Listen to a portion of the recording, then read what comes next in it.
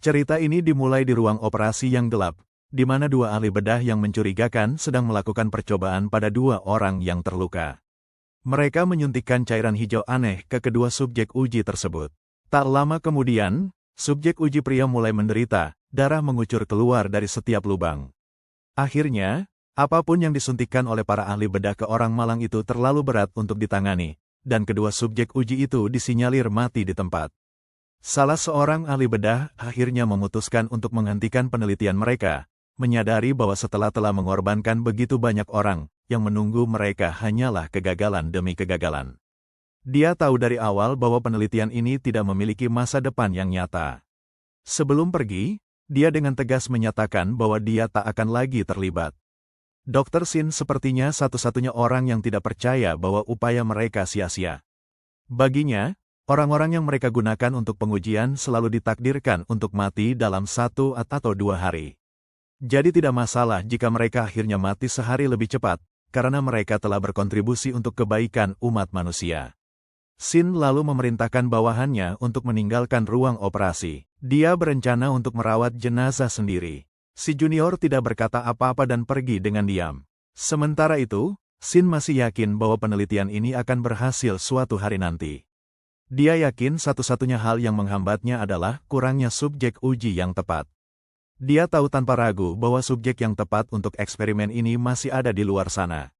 Mari kita beralih ke pahlawan utama dalam cerita ini. Namanya Kang Yi-won, dan temannya adalah Jin Min-hyeong. Keduanya bekerja di sebuah rumah duka, merawat jenazah. Setelah bercanda dan makan, mereka memutuskan untuk pergi ke rumah sakit untuk mengambil jenazah.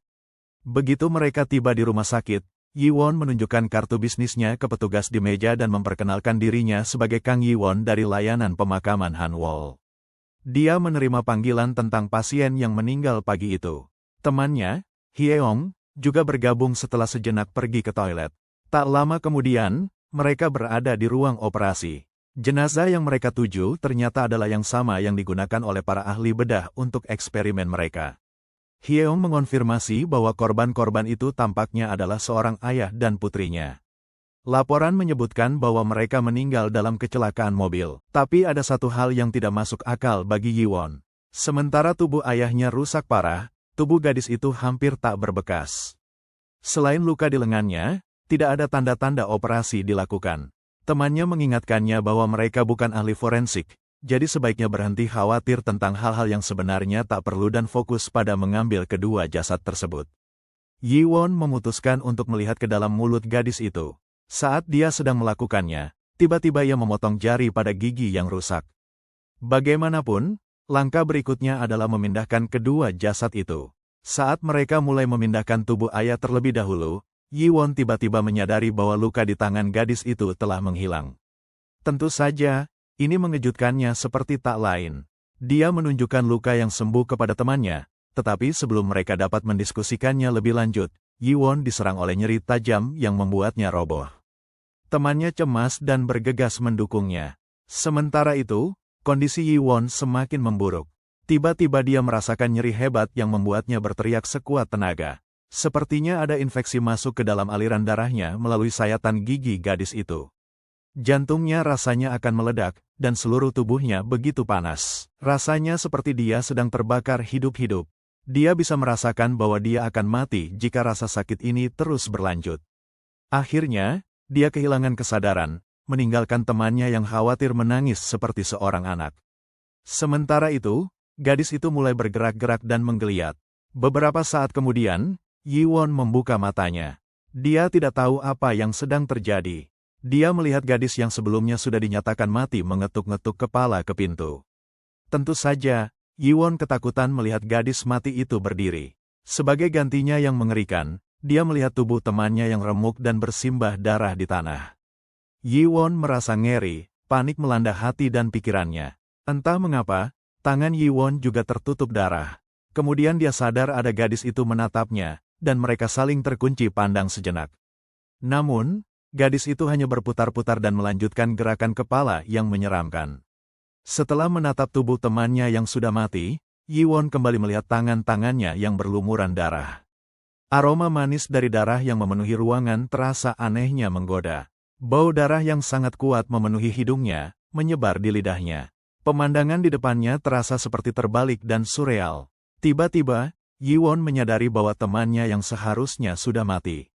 Mendengar desahan, melihat hal ini, ia berusaha keras untuk membangunkannya, tetapi tidak ada respon. Temannya terlihat tenggelam dalam keadaan tak sadarkan diri. Yiwon memutuskan untuk membawanya bersamanya, percaya bahwa temannya mungkin akan selamat jika mendapatkan perawatan yang dibutuhkan. Sepertinya seluruh rumah sakit ini dalam kekacauan. Di mana-mana terdapat noda darah, dan tidak ada seorang pun terlihat. Kemudian kita hanya melihat seorang pria tua menangis di pojok sambil seorang gadis tergeletak mati di dekatnya. Wajah pria tua itu bersinar oleh keringat dari ketegangan yang menghantui pikirannya. Dia yakin bahwa tidak ada yang akan datang menyelamatkan mereka, yang berarti dunia di luar rumah sakit ini sudah tidak bisa diselamatkan lagi. Dia mengutuk siapapun yang mungkin telah menyebabkan kegilaan ini. Tiba-tiba, dia melihat sekretaris ngeri, lalu dia mulai berlari keluar dari ruangan, yakin bahwa jika dia tetap tinggal, dia akan mati tanpa pamrih. Mengambil sebuah stik golf, dia mempersiapkan diri dan berani keluar dari ruangan untuk meninggalkan rumah sakit untuk selamanya. Kembali ke ruang operasi. Yiwon telah selesai meletakkan temannya di atas tandu dan siap membawanya untuk diobati, tetapi Yiwon merasa lemah dan lamban. Perutnya sakit, seolah-olah bagian dalamnya sedang terbelit. Rasa sakitnya rasanya mirip dengan sensasi kelaparan, tapi ini nggak masuk akal. Dia sudah makan siang sebelum datang ke rumah sakit, jadi nggak begitu lama sejak dia makan terakhir. Namun, kita semua tahu kelaparan yang dia rasakan bukan untuk makanan, mungkin untuk darah. Tanpa ragu, dia menguatkan diri dan mulai mendorong tandu temannya. Saat dia membuka pintu dan keluar, dia bertemu dengan pria tua ketakutan yang memegang tongkat golf. Pria tua itu berkah bagi Yiwon. Dia segera berteriak minta tolong, meminta dokter untuk merawat temannya yang terluka. Tiba-tiba, gadis zombie yang memukul di kepala mengebut melewati Yiwon dan berlari langsung ke arah pria tua seperti monster lapar dan haus darah. Saat pria tua itu mundur ketakutan, lebih banyak zombie muncul dari ruangan lain dan mulai makan si pria tua. Yiwon tidak bisa berbuat apa-apa selain gemetar saat dia berdiri di sana, menyaksikan adegan mengerikan ini. Temannya, yang ingin dia selamatkan, bangun dengan kakinya sendiri. Dia berjalan ke arah zombie lain yang dengan senang makan si pria tua. Begitu dia sampai di dekat mereka, dia duduk dan menggigit kepala pria tua tersebut, bergabung dalam acara makan yang mengerikan. Yiwon tidak menyia-nyiakan, siap-siap bersembunyi di balik dinding. Dia merenung tentang bagaimana teman lamanya yang dulu kocak kini menjadi zombie tanpa otak. Sejenak, Yiwon berpikir bahwa ia pasti sedang bermimpi, karena apapun yang terjadi tak mungkin nyata. Dia menutup mata dan berkonsentrasi, berusaha bangun dari mimpi buruk ini. Namun, sayangnya, bukanlah mimpi. Kemudian ia sadar bahwa hari ini tanggal 29 April, padahal seharusnya tanggal 24 April. Jika dia benar-benar memahaminya, ia kehilangan kesadaran selama 5 hari penuh. Dengan cepat ia mencari ponselnya dan memastikan bahwa memang benar hari tanggal 29 April. Ponselnya penuh dengan panggilan tak terjawab dan pesan teks dari saudara perempuannya, Nuna. Dalam pesan-pesan itu, Nuna mengungkapkan kekhawatiran akan kesejahteraannya dan memohon agar dia tak pergi keluar, mendesaknya untuk tetap hidup. Tidak lama kemudian, ponselnya mati. Meskipun Yiwon tak mengerti kejadian apa yang sedang terjadi, itu bukanlah alasan baginya untuk duduk diam. Jika ia ingin menyelamatkan Nuna dan Minhee, ia harus keluar dari rumah sakit dengan segala biaya. Di sebuah toko serba ada yang acak-acakan, kita melihat seorang gadis menangis. Di sudut sepi di dalam toko, area di luar dibanjiri oleh zombie-zombie tanpa pikiran yang kelaparan akan darah, sehingga satu-satunya yang bisa dia lakukan adalah berdoa agar penyelamat datang. Kita kembali ke Yiwon, yang berlari cepat di lorong rumah sakit dan kemudian turun tangga. Saat dia turun, matanya bertemu dengan gadis zombie yang menyeramkan. Namun akhirnya, dia turun dan keluar dari bangunan rumah sakit. Dia sangat lelah, dan rasa laparnya mulai tidak tertahankan. Meskipun dia tidak punya waktu untuk berhenti dan makan, dia tidak bisa menahannya, karena setelah pingsan selama beberapa hari, wajar rasanya jika dia merasa lapar. Dia sangat lapar hingga mungkin bisa pingsan, jadi dia memutuskan untuk mencari makanan terlebih dahulu. Saat dia melihat sekeliling, dia melihat sebuah toko serba ada dan tanpa pikir panjang, masuk ke dalam toko yang ditinggalkan. Dia mulai menyantap burger dan minuman ringan seperti tidak ada hari esok. Setelah selesai makan, akhirnya dia merasa puas. Namun kemudian, dia menyadari sesuatu yang aneh tentang dirinya. Anehnya, dia bahkan tidak berhenti sejenak untuk mempertimbangkan apakah makanan yang dia makan itu sudah basi. Selain itu, biasanya dia membenci makanan di toko serba ada, jadi hal aneh baginya untuk memakannya. Matanya tiba-tiba dipenuhi air mata saat dia mengingat teman-temannya yang kini berubah menjadi zombie sejati. Dia ingat bagaimana temannya selalu penasaran tentang keberadaan zombie. Tapi sekarang si malang itu telah menjadi satu di antara mereka. Saat Yuan tenggelam dalam kesedihan atas kehilangan temannya, tiba-tiba dia melihat keributan dari ruang penyimpanan di dekatnya. Dia mendekati ruangan itu dengan hati-hati dan masuk dengan hati-hati. Di dalam, dia melihat gadis yang sama seperti yang kita lihat dalam adegan sebelumnya. Dia berteriak keras, mengira zombie sedang mendekatinya. Benar-benar kewalahan oleh rasa takut dan panik, akhirnya dia berani menoleh ke belakang, hanya untuk menemukan Ye Huan dengan senyum dipaksakan di wajahnya sambil menawarkan bantuan. Sementara itu, seorang zombie di luar sedang menuju ke toko serba ada. Di dalam, Yuan mengumpulkan beberapa makanan dan menawarkannya kepada gadis lapar tersebut, yang melahap makanan itu seolah tak ada hari esok. Melihat seberapa cepatnya dia makan, Yuan menyarankan agar dia memperlambat dan memperingatkan bahwa dia bisa merusak perutnya. Gadis itu akhirnya merasa puas setelah makan dan minum sedikit air, mengucapkan terima kasih kepadanya dan mengatakan dia merasa jauh lebih baik. Karena rasa ingin tahu, dia bertanya bagaimana Yuan berhasil masuk. Hal ini membuatnya terkejut. Dia menjelaskan bahwa dia sangat lapar sehingga dia pikir dia perlu makan sesuatu. Jadi dia bergegas masuk ke toko serba ada.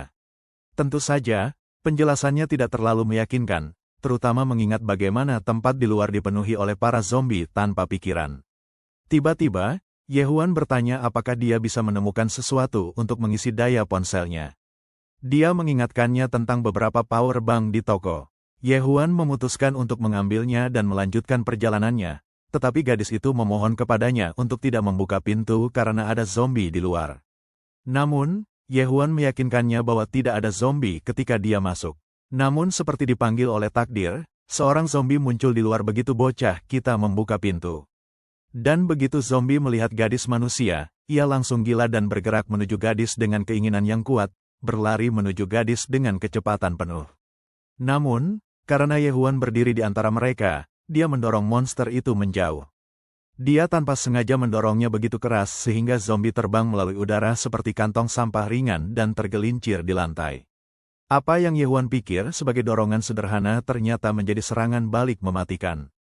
Gadis di belakangnya tercengang oleh kekuatan tersebut, sementara Ye Huan juga ikut terkejut.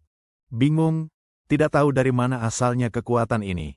Zombie yang menjadi sasaran pukulannya terkapar, dan saat kamera meluas, kita menyadari betapa kuat dan kacau pukulannya itu. Zombie itu benar-benar melewati jendela kaca dan terlempar sekitar 15 kaki jauhnya. Ye Huan mengaku dia memang mendorong zombie itu dengan segenap kekuatannya, tapi dia tidak menyangka bisa membuatnya pingsan begitu. Saat itulah dia menyadari detail aneh lainnya. Selama dia berlari-lari di sekitar, tidak ada satu zombie pun yang mencoba menyerangnya. Kemudian gadis itu bertanya-tanya tentang rahasia di balik kekuatan besar Ye Huan. Menariknya, dia memanggilnya Jushi, sebuah istilah dalam bahasa Korea untuk menyebut pria parubaya, yang jelas tidak disukai oleh Ye Huan. Dia tidak ingin dianggap sebagai pria parubaya yang mencurigakan. Anyway, dia ingat bahwa dia seharusnya mengambil power bank, jadi dia menuju bagian barang umum. Kemudian, setelah mengisi ulang ponselnya, dia menelepon adiknya, Nuna, tapi tidak ada jawaban darinya, yang membuatnya penuh teror. Dia tidak ingin menghibur kemungkinan bahwa dia mungkin terlambat untuk menyelamatkannya sekarang. Di depan matanya, bayangan Minhe dan Nuna muncul, dan dia merasakan air mata menetes. Tapi tiba-tiba dia sadar dari pikiran-pikiran suram itu karena dia belum yakin dengan apapun. Mungkin saja ponselnya mati dan dia sedang bersembunyi di suatu tempat, menunggu bantuan tiba. Jadi, sekali lagi, dia memperkuat tekadnya dan memutuskan untuk pergi keluar mencari mereka. Tapi sebelum dia pergi, dia perlu menyelesaikan sesuatu dengan gadis di toko swalayan. Dia bertanya padanya apakah dia punya ponsel. Dia menjawab ya, tapi mati. Ye-Huan segera menawarkan powerbank kepadanya dan menyarankan agar dia menelepon orang tuanya. Beberapa saat kemudian, dia berhasil terhubung dengan ibunya, dan air mata membanjiri matanya saat dia berbicara. Dia segera meyakinkan ibunya tentang keadaannya dan posisinya saat ini. Ibu gadis itu, lega, bahagia mengetahui bahwa dia masih hidup. Sang anak juga memastikan bahwa keadaannya saat ini berkat usaha Ajushi ini yang membantunya.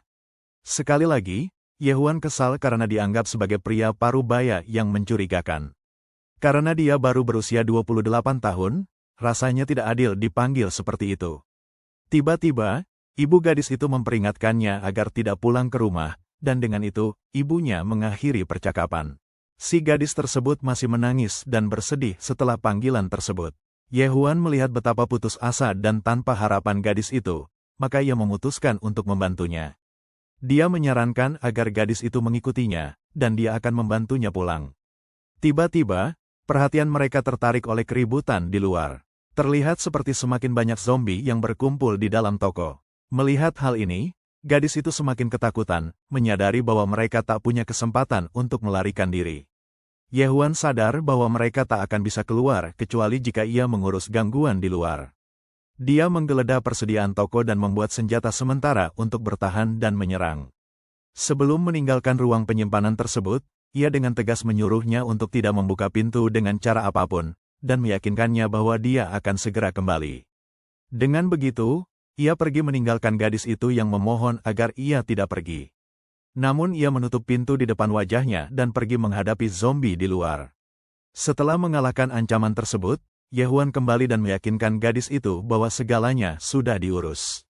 Melihatnya berdiri dengan percaya diri membuat wajah gadis itu berseri-seri. Kegemparan, hanya untuk memastikan, dia bertanya apakah dia baik-baik saja. Dia meyakinkan bahwa dia baik-baik saja. Meskipun sebelumnya dia tidak yakin, setelah mengusir para zombie itu, dia sangat yakin bahwa dia dalam kondisi baik. Yang terpenting, dia menunjukkan bahwa para zombie sepertinya tidak menyerangnya untuk memakannya. Kemudian, Ye-Huan masuk ke toko pakaian dan memilih beberapa pakaian untuk dirinya sendiri. Setelah berganti pakaian segar, akhirnya dia meninggalkan toko tersebut. Seolah keberuntungan berpihak padanya, dia melihat sepeda motor berat terparkir di sisi jalan seberang. Keelokan sepeda motor itu seakan menatapnya, hampir seolah mengundang Ye-Huan untuk berkendara. Kemudian, ketika kita kembali ke toko serba ada, kita menemukan gadis itu juga sedang mengganti pakaian yang dibawanya. Ye-Huan meminta maaf kepadanya, mengatakan bahwa dia tidak terlalu paham tentang pakaian wanita, jadi dia memilih apapun yang menurutnya bisa cocok. Karena tidak ada banyak zombie di sekitar, dia memutuskan untuk mengumpulkan beberapa persediaan makanan sebelum mereka pergi. Saat mereka berjalan melalui rak-rak, Ye-Huan menemukan sebuah tongkat bisbol dan mengambilnya untuk dirinya sendiri. Gadis itu mengungkapkan kekhawatirannya tentang bagaimana dia mempertaruhkan nyawanya hanya untuk menjaga agar dia aman. Mereka adalah orang asing dalam arti sebenarnya, dan dia tidak mengerti mengapa dia membantunya. Dia juga berasumsi bahwa, sebagai seorang Ajushi, dia pasti memiliki keluarga yang ingin dilindunginya. Pertama-tama, Ye-Huan tidak bisa menahan diri untuk tidak membuat wajah yang mencurigakan ketika dia memanggilnya Ajushi lagi. Kedua, dia meyakinkannya bahwa dia tidak perlu merasa bersalah. Adalah hal yang wajar bagi seseorang untuk sangat membutuhkan bantuan, dan dia yakin suatu hari nanti dia mungkin juga akan membutuhkan bantuan. Di atas segalanya, karena zombie tidak menggigitnya, nyawa Ye-Huan tidak benar-benar terancam. Bulan bersinar terang, memancarkan cahaya tenang di atas zombie-zombie yang berkeliaran dengan ceroboh di bawahnya. Namun ketenangan mereka segera terganggu oleh deru keras mesin 700 cm3. Orang di balik stang tentu saja adalah Ye-Huan, mengendarai si cantik baru. Meskipun dia membuat cukup kebisingan, zombie-zombie tidak langsung bereaksi, kemungkinan karena kehadirannya lebih mencolok dibandingkan dengan gadis yang duduk di belakangnya. Karena tidak ada rintangan di depan mereka, dia berharap untuk secepat mungkin mencapai Nuna dan menyelamatkannya dari kekacauan ini. Kita pindah ke pom bensin, di mana di dalam sebuah warung, seorang pria bersembunyi dari zombie-zombie. Botol yang dia pegang adalah sumber air terakhirnya, dan dia tahu bahwa malapetaka akan segera menyusul.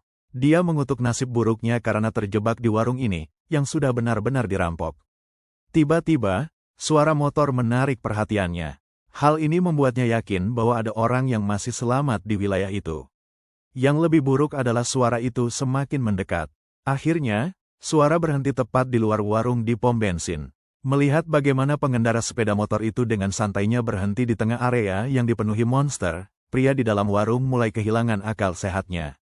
Mungkin bukan ide yang hebat, tetapi dia memutuskan untuk mengambil kesempatan yang berisiko dan memanggil mereka. Namun kekhawatirannya tidak beralasan karena Ye Huan sudah membabat habis zombie-zombie tanpa pikiran satu persatu. Dengan satu pukulan, setiap monster terkapar. Saat Ye Huan membabat zombie-zombie tersebut, pria di warung hampir tidak percaya apa yang dilihatnya. Tiba-tiba, seorang zombie menyelinap di belakang Ye Huan, maka pria di warung berteriak memperingatkannya. Yang dilakukan Ye Huan hanya melangkah 2 langkah ke belakang, dan zombie itu berlalu begitu saja, seolah-olah Ye Huan tidak ada di situ. Pemandangan itu membuat pria di warung tidak bisa mempercayainya. Sementara itu, ketika zombie hampir mencapai gadis di belakang sepeda, temanku mengayunkan besinya dengan begitu keras sehingga zombie terbang melalui udara seperti kantong sampah. Dengan area yang bersih, Ye Huan memberitahu gadis tersebut untuk tenang. Sementara pria yang terjebak di kios makanan, masih tidak bisa melakukan apa-apa selain menatap dengan keterkejutan yang luar biasa pada Ye Huan. Jika matanya tidak salah, apa yang dilihatnya jelas membuktikan bahwa zombie sama sekali tidak mencoba menggigit Ye Huan. Ye Huan melangkah menuju pompa bensin untuk mengisi bahan bakar sepeda motor karena jalan ke depan akan panjang. Namun, pasangan itu terkejut ketika pria parubaya akhirnya muncul dari kios makanan, kegembiraan memuncak di dalam dirinya. Dia yakin bahwa orang di depannya adalah kabar eksklusif, sebuah istilah yang sama sekali tidak dimengerti oleh Ye Huan. Meminum air seolah-olah dia belum pernah meminum sesuatu yang lebih baik dalam hidupnya, pria itu berkomentar bahwa dia senang bisa melepaskan dahaganya. Tertarik, Ye Huan menanyakan padanya sejak kapan dia bersembunyi. Ternyata baru 3 hari, meskipun pria itu tidak mengharapkan toko kelontong itu benar-benar kosong tanpa sumber daya apapun. Dia agak berharap meskipun sekarang ia telah bertemu dengan penyelamatnya di tengah bencana. Dalam upaya untuk meningkatkan hubungan mereka, dia memperkenalkan dirinya sebagai Kim Gi-do, seorang jurnalis berusia 32 tahun yang sudah tidak peduli lagi dengan pekerjaannya karena dunia mereka telah berantakan. Si gadis adalah Park Gina, seorang mahasiswa baru berusia 20 tahun. Terakhir, ada cowok kita Ye Huan, yang terlihat berusia 28 tahun. Dia agak enggan menjelaskan bahwa dia seorang ahli pemakaman, atau dulu biasa begitu. Gi-do mencatat bahwa dia sama sekali tidak terlihat seperti seorang ahli pemakaman, sementara entah kenapa Gina sedang menatapnya, suatu detail yang dipertanyakan olehnya. Sebenarnya, gadis itu terkejut karena si cowok ini tidak berubah menjadi pria tua macam pamannya. Gi-do belajar bagaimana mereka berdua bersatu. Sebenarnya, hanya serangkaian kejadian yang membawa mereka bersama melalui tokoh serba ada. Yah, Ye Huan mengakui bahwa agak aneh mereka bahkan tidak pernah bertukar nama sampai saat ini. Bagaimanapun juga, Gi-do memahami bahwa keduanya telah mengalami horor nyata terjebak di sini, yang merupakan sesuatu yang akan dia jelaskan lebih lanjut nanti. Untuk saat ini, sebenarnya dia cukup penasaran tentang sesuatu yang telah mengganggu dirinya. Gi-do langsung bertanya tentang kemampuan aneh Ye Huan, yang membuatnya kebal atau tak terlihat bagi para zombie. Di luar, kawanan mayat hidup sedang menggeram dan mencari darah segar. Kembali fokus ke pembicaraan mereka, Ye Huan menceritakan bagaimana dia pingsan selama 5 hari di dalam kamar mayat dan hanya menyadari tentang bencana kiamat setelah bangun. Yang dia ingat sebelum pingsan adalah merasa sakit. Jurnalis dengan hati-hati mencatat rincian ini, memastikan cerita Ye Huan bahwa dia melarikan diri dari rumah sakit dan menemukan Gina sesaat setelahnya. Gi-do juga memastikan bahwa Gina saat itu sedang mencari keluarganya di tengah kejadian ini. Sekarang sepertinya baik Ye Huan maupun Gina sebenarnya tidak tahu tentang apa yang terjadi, sesuatu yang dianggap sebagai berkah oleh Gi-do.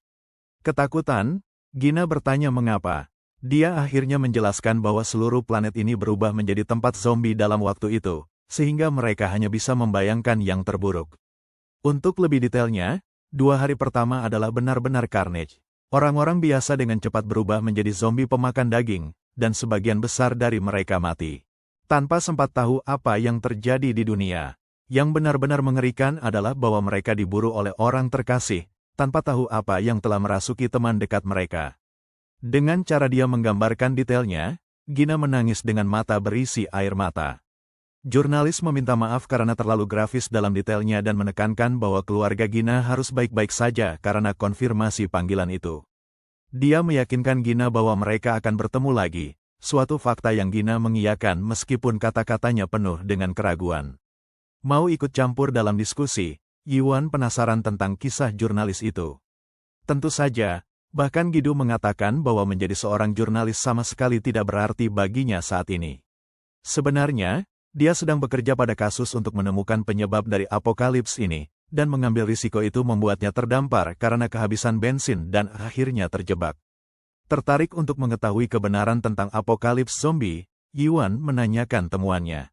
Jurnalis mengatakan bahwa itu tidak terlalu penting, dan perhatiannya dialihkan ke sebuah masalah yang lebih mendesak. Saat dia berbalik ke kiri, dia takut melihat sekelompok mayat hidup menerjang jendela. Adegan itu membuat ketakutan seluruh kelompok, terutama karena mereka bahkan tak bisa keluar dari pom bensin sebelum menjadi santapan bagi gerombolan mayat hidup gila ini. Yuan yakin mereka harus mengebut dan kabur dari situ sebelum ditaklukkan, karena sepeda tidak berguna dalam situasi ini. Dia menanyakan tentang lokasi mobil Gidu.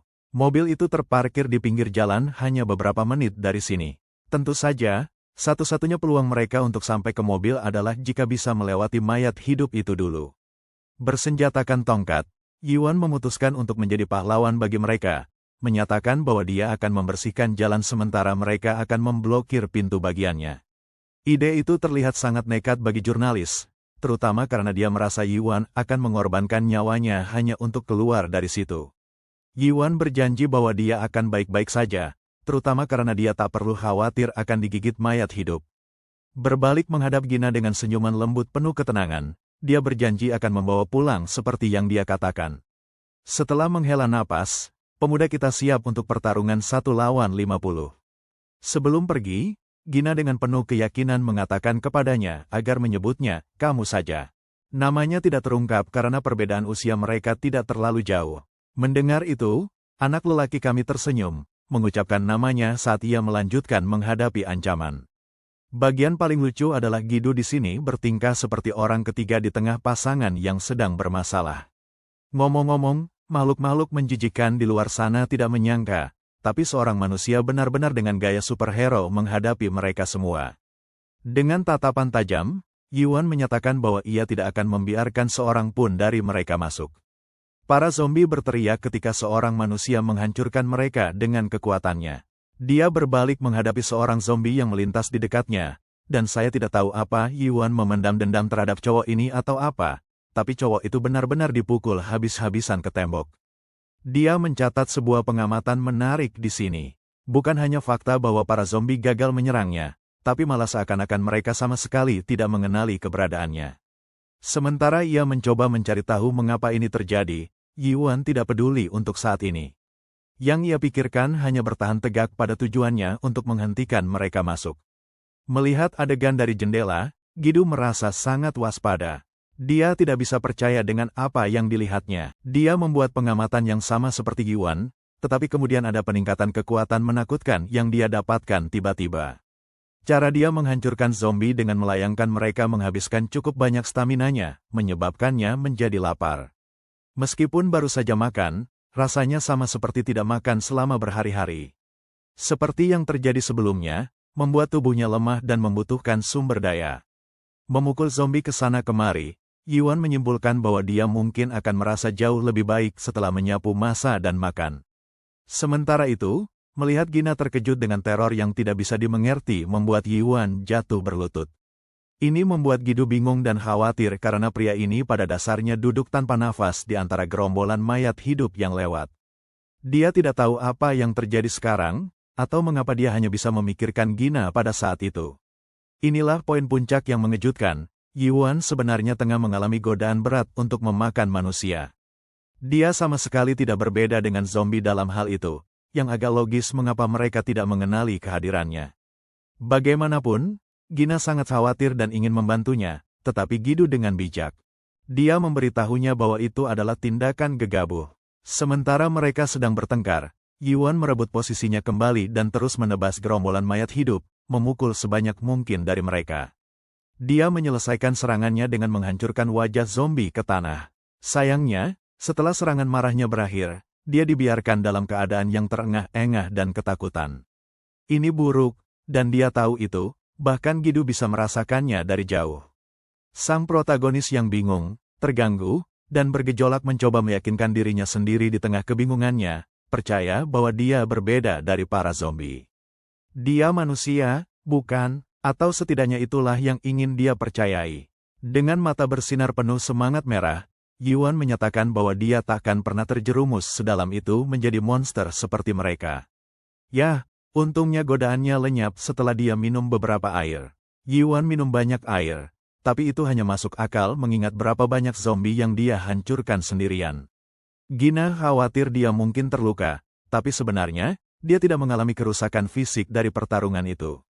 Tentu saja, si jurnalis percaya bahwa melawan begitu banyak dari mereka dan benar-benar membunuh mereka bukanlah risiko yang bijaksana yang akan membawanya ke cobaan tersebut. Hal yang mudah, masih terganggu oleh kelaparan yang sangat dia alami, godaan Yuan digantikan dengan nyeri yang memilukan di perutnya. Memutuskan untuk fokus pada memajukan situasi, Yuan menyarankan untuk menggunakan mobil Gidu sebagai jalur pelarian teraman. Tentu saja, mereka bisa dengan mudah menemukan jeriken bensin di sekitar sini dan mengisi ulang kendaraan dengan benar.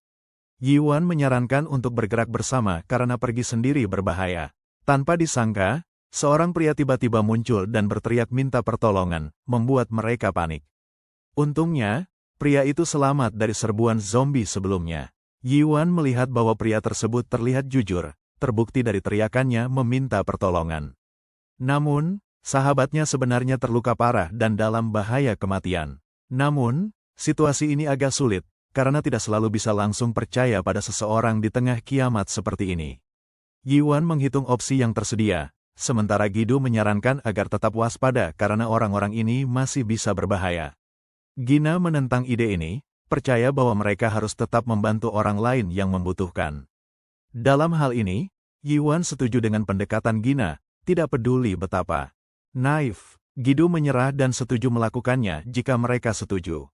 Jadi Gina membuka kunci dan menyambut kedatangan para preman ini, yang begitu bersyukur bahwa mereka memberi kesempatan.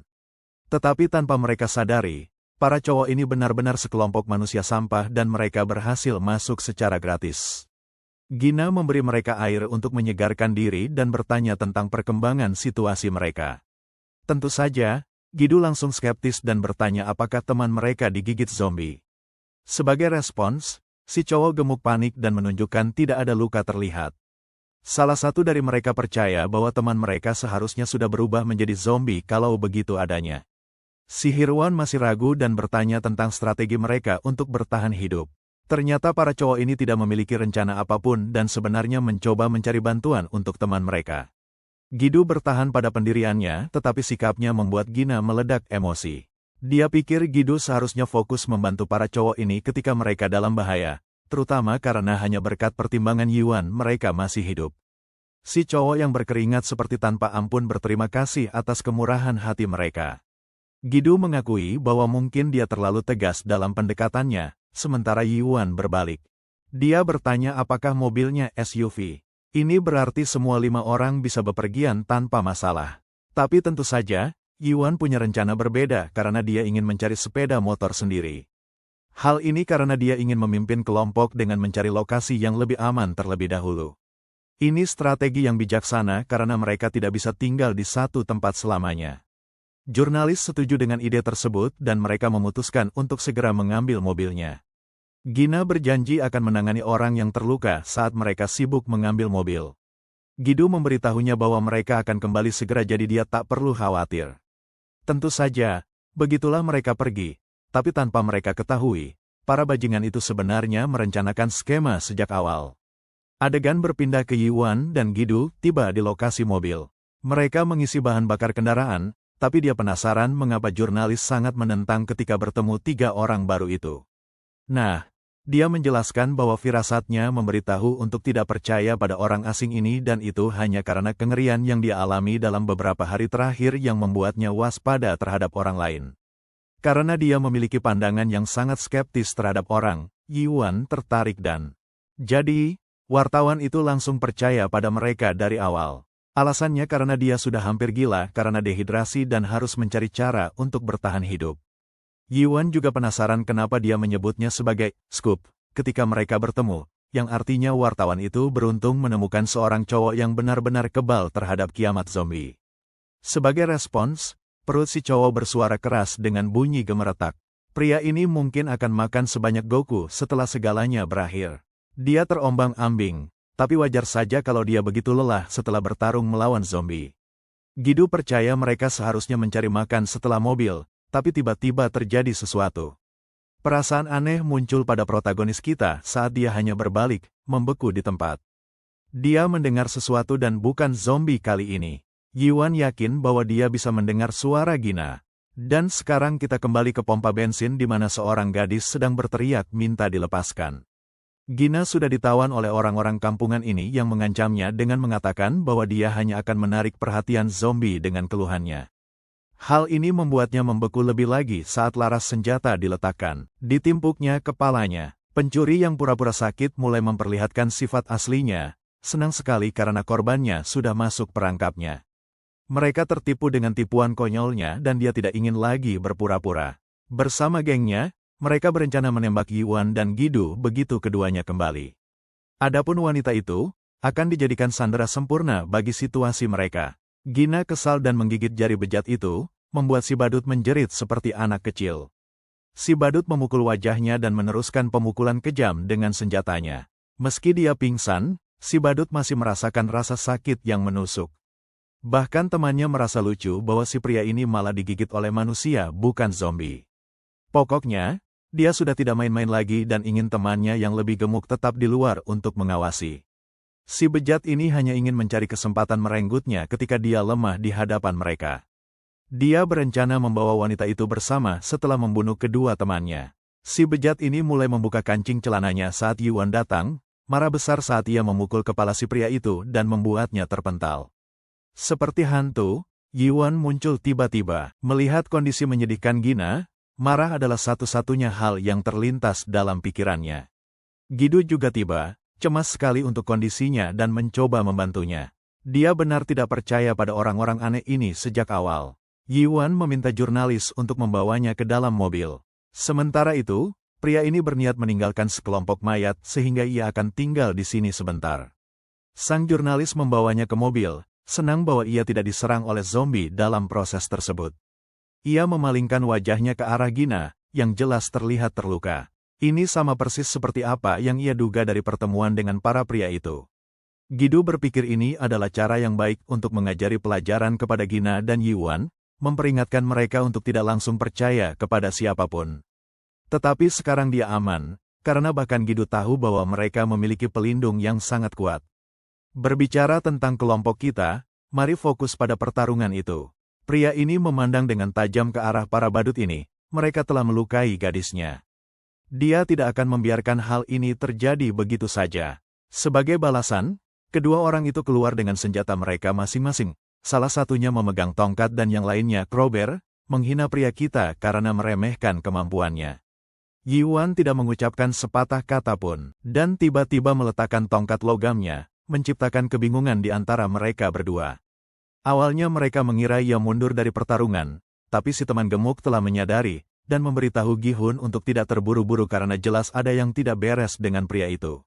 Rasa gugup terpancar dari wajahnya, ekspresi kemarahannya berubah menjadi kegilaan yang jahat. Pikirannya kacau tapi yang terburuk, ia lapar. Lapar untuk menyantap daging manusia sungguhan, dan keingatannya berada pada ambang kehancuran. Nah, kejadian sungguhan terjadi ketika ia mulai menyerang mayat Gi-hun setelah membunuhnya, menikmati setiap gigitan saat ia mengunyah dagingnya.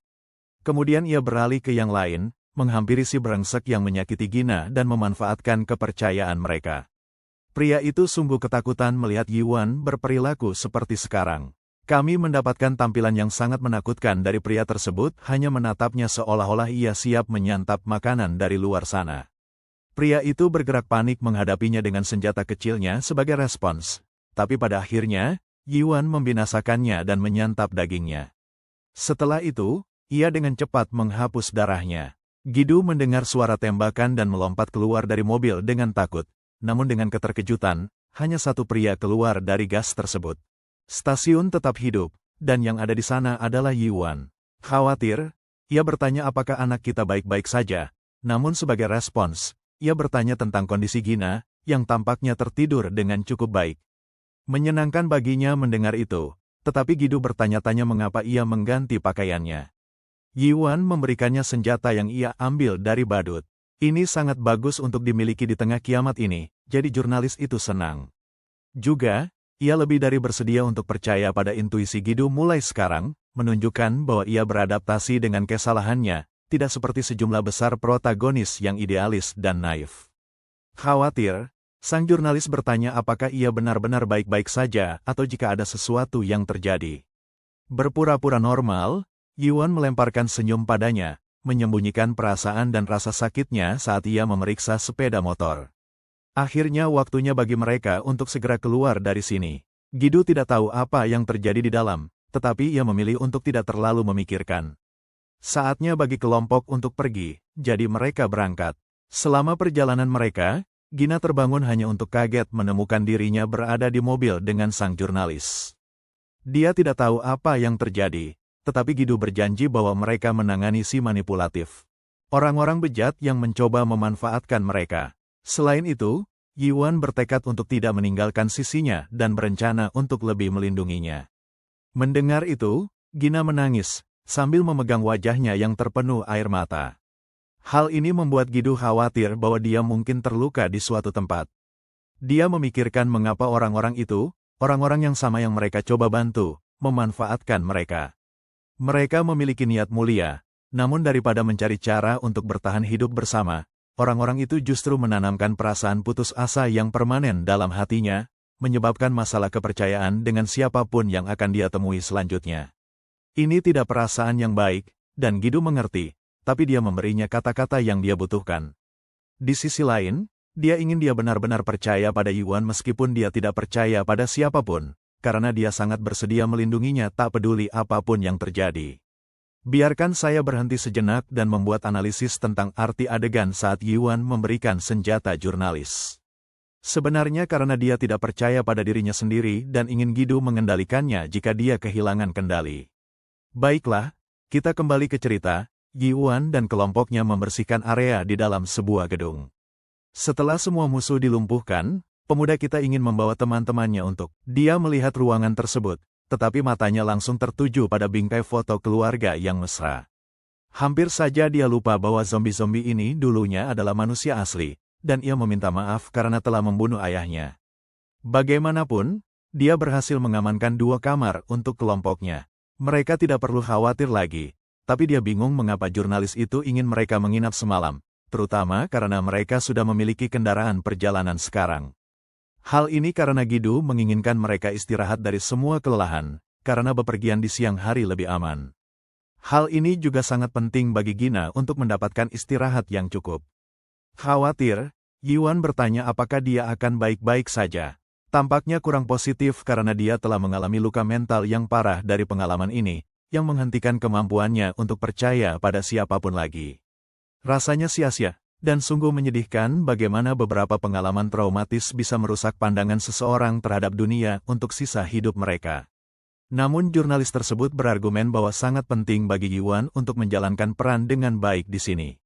Karena dia tidak lagi percaya pada siapapun, dia hanya akan bergantung pada seseorang seperti Yiwan, pria yang telah menyelamatkannya dan melindunginya berulang kali. Yiwan sebenarnya tidak ingin mengambil peran tersebut. Dia menyatakan bahwa ini benar-benar hari pertama mereka bersama, tetapi jurnalis berpendapat bahwa mereka telah melalui banyak hal dalam 1 hari, yang juga benar. Saya ingin mencari tempat untuk istirahat juga karena Yiwan sendiri. Sebagai seorang reporter, dia sudah merencanakan untuk bertanya banyak hal padanya. Pertanyaan pertama adalah mengapa zombie tidak melihat kehadirannya. Tentu saja, Arboy tidak tahu jawaban atas pertanyaan itu, tetapi dia sangat yakin bahwa mereka sama sekali tidak mengenali dirinya. Jurnalis mulai berpikir, mencari penjelasan apa yang bisa menjelaskan penyebabnya. Karena ini hari pertama mereka bersama, mereka belum tahu banyak hal, Tapi Guido ingin Yuan terus memberikan informasi jika dia menemukan hal baru mengenai kondisinya. Pertanyaan selanjutnya adalah, apakah Arboy pernah mencoba olahraga atau seni bela diri sebelumnya? Pertanyaan itu terdengar aneh bagi Yuan, yang membantah hal tersebut, karena hal itu benar-benar mengejutkan sang jurnalis. Kekuatannya yang luar biasa, saat dia dengan santai mengangkat zombie dan menjatuhkannya ke dinding dan trotoar seperti tidak ada apa-apa, sang jurnalis menyatakan bahwa hampir seperti dia bukan manusia, frasa yang membuat Yuan bergelut dalam ketakutan. Guido mengerti bahwa bahkan Yuan sendiri tidak mengerti kondisinya. Untuk mengalihkan perhatian dari topik serius, jurnalis meminta maaf karena telah banyak bertanya kepada pria itu setelah dia menyelamatkan nyawa mereka. Di sisi lain, upaya Yuan untuk menemukan saudara perempuannya masih belum jelas. Dia ingin mengecek rumah mereka untuk melihat kondisinya, karena saudaranya berada di Yangyang, dan tempat itu lumayan jauh dari sini. Tidak ada jaminan apakah mereka akan bisa mendapatkan transportasi. Meski begitu, meskipun dihadapkan pada banyak kesulitan, Yuan ingin melakukan segala yang ia bisa untuk membantu menyelamatkan saudarinya. Jurnalis sangat menentang ide itu karena tempatnya terlalu jauh, dan tidak perlu dia bertindak sembrono. Yuan sendiri tidak paham mengapa, meski ia merasa bahwa itu adalah hal yang benar untuk dilakukan, seberat apapun itu. Mendengar kata-kata itu, Gina tampak sudah bangun, matanya penuh dengan air mata, terharu oleh kejujuran Yuan. Guido berpikir bahwa Yuan terlalu baik, dan itulah mengapa Gina mempercayainya tanpa syarat. Dalam catatannya, Guido ingin menyimpulkan bahwa, pertanyaan singkat dari Guido, dia ingin tahu apakah Yuan telah merasakan pola khusus tentang para zombie, segala jenis informasi yang dapat membantu mereka dalam jangka panjang. Dengan bingung, Yuan mengatakan bahwa dia tidak tahu apa-apa yang bermakna. Dia percaya bahwa indera mereka masih berfungsi, tapi teori itu juga tak konsisten, karena tak masuk akal mengapa zombie bisa membedakan antara manusia dan sesama mereka. Tiba-tiba Gina masuk dan memberikan informasi mengejutkan. Zombie sebenarnya tertarik pada kulit yang terbuka, seperti yang dikatakan oleh manajernya yang bersembunyi di ruang penyimpanan sebelum diserang. Guido khawatir Gina terlalu bagus pagi-pagi, tapi Gina duduk setelah gagal tidur beberapa saat. Dia juga meminta maaf kepada Guido karena membuatnya khawatir secara tidak perlu, menjamin kembali bahwa sekarang dia sudah lebih baik. Guido penasaran dengan perkataannya dan meminta penjelasan lebih lanjut. Gina menjelaskan bahwa zombie tertarik pada kulit yang terbuka, itulah alasan mengapa dia meminta celana panjang di toko. Wartawan yang cemas menjadi semakin bingung dari sebelumnya, menyadari bahwa mereka memiliki banyak bahan untuk bekerja sama. Anyway, lebih baik bagi mereka untuk mencari sarung tangan untuk menutupi lebih banyak kulit mereka. Gina akhirnya menemukan radio yang berfungsi di dekatnya. Siaran dari radio tersebut menyebutkan hari ke-6 wabah virus, menyatakan bagaimana kehidupan terus terancam oleh kiamat. Gina tidak bisa percaya bahwa radio tersebut benar-benar berfungsi pada saat ini. Siaran ini langsung melaporkan 5 hari sejak kiamat.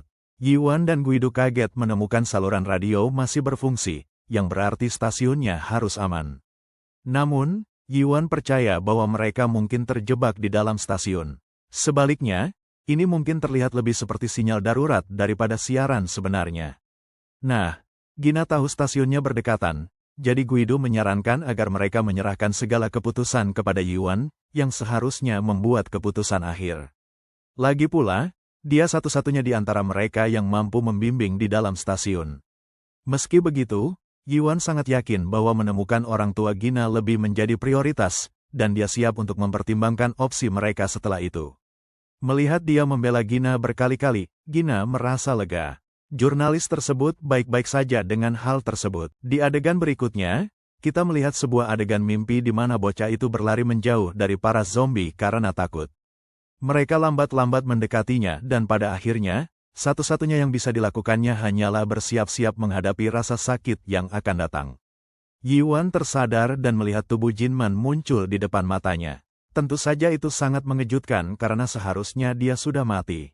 Hal itu membuatnya bertanya-tanya apakah seluruh kejadian apokalips zombie itu sebenarnya hanya mimpi semata. Namun kemudian, kehidupan Bro berubah menjadi ngeri ketika gerombolan zombie menikmati daging manusia, memberinya lebih banyak mimpi buruk untuk dipikirkan. Jinman mengundang temannya untuk ikut serta dan makan bersama mereka, seolah-olah dia seharusnya menyukai daging manusia. Dan wajahnya terlihat seperti sesuatu dari film horor. Bayangkan sahabat terbaikmu tertutup darah seperti itu dan mengajakmu untuk makan daging manusia. Mengerikan, bukan? Yuan akhirnya terbangun, napasnya terengah-engah dan matanya penuh dengan ketakutan. Cahaya matahari menyentuh ujung tempat tidurnya, dan akhirnya kedamaian datang. Tangannya masih gemetar akibat pengalaman tersebut, sambil merangkum pikirannya, menguatkan diri sekali lagi bahwa dia tidak akan berubah menjadi seperti mereka. Zombie. Adegan berpindah ke lokasi berbeda, di mana seorang pasangan sedang istirahat di tempat tidur mereka, baru saja kehabisan makanan. Alih-alih khawatir tentang kesehatan mereka sendiri, mereka bahkan lebih khawatir tentang putri mereka, Gina. Mereka berharap dia diselamatkan oleh seseorang yang dapat dipercaya. Sang ibu yang malang hanya ingin melihat putrinya untuk yang kedua kalinya, dan mereka menerima nasib mereka karena tidak dapat berbuat apa-apa. Tiba-tiba, ayah Gina terdengar suara yang membangunkannya. Dia mendengar suara sepeda motor yang mengisyaratkan akan adanya satu orang yang selamat. Dengan kejutan, sepedanya berhenti. Di sekelilingnya, para zombie berkeliaran. Maka keputusan ini terlihat gegabah bagi orang tua Gina, karena mereka tidak tahu tentang kekuatan khusus Yuan. Dia dengan selamat sampai ke lokasi persis yang dijelaskan Gina, tetapi belum ada tanda-tanda kehidupan manusia sejauh ini. Dia mempertimbangkan untuk menetralkan gerombolan tersebut sebelum meluaskan pencariannya. Maka si bocah menggunakan tongkat besinya yang andal untuk mengalahkan salah satunya dengan mudah. Adegan ini membuat orang tua Gina terdiam takjub. Mereka melihat seorang pria yang menghancurkan para zombie tanpa masalah. Mereka bertanya-tanya seperti apa manusia ini. Dia ada. Dengan jalannya sudah bersih, Yuan melihat sekeliling dan menyadari mengapa mobil Guido tidak bisa mencapai bagian dalam kota ini tanpa clearance. Sekarang, dia ingin menyusuri sekitarnya untuk menyelidiki lebih lanjut. Yuan akhirnya berjalan ke arah rumah mereka, melompati tembok.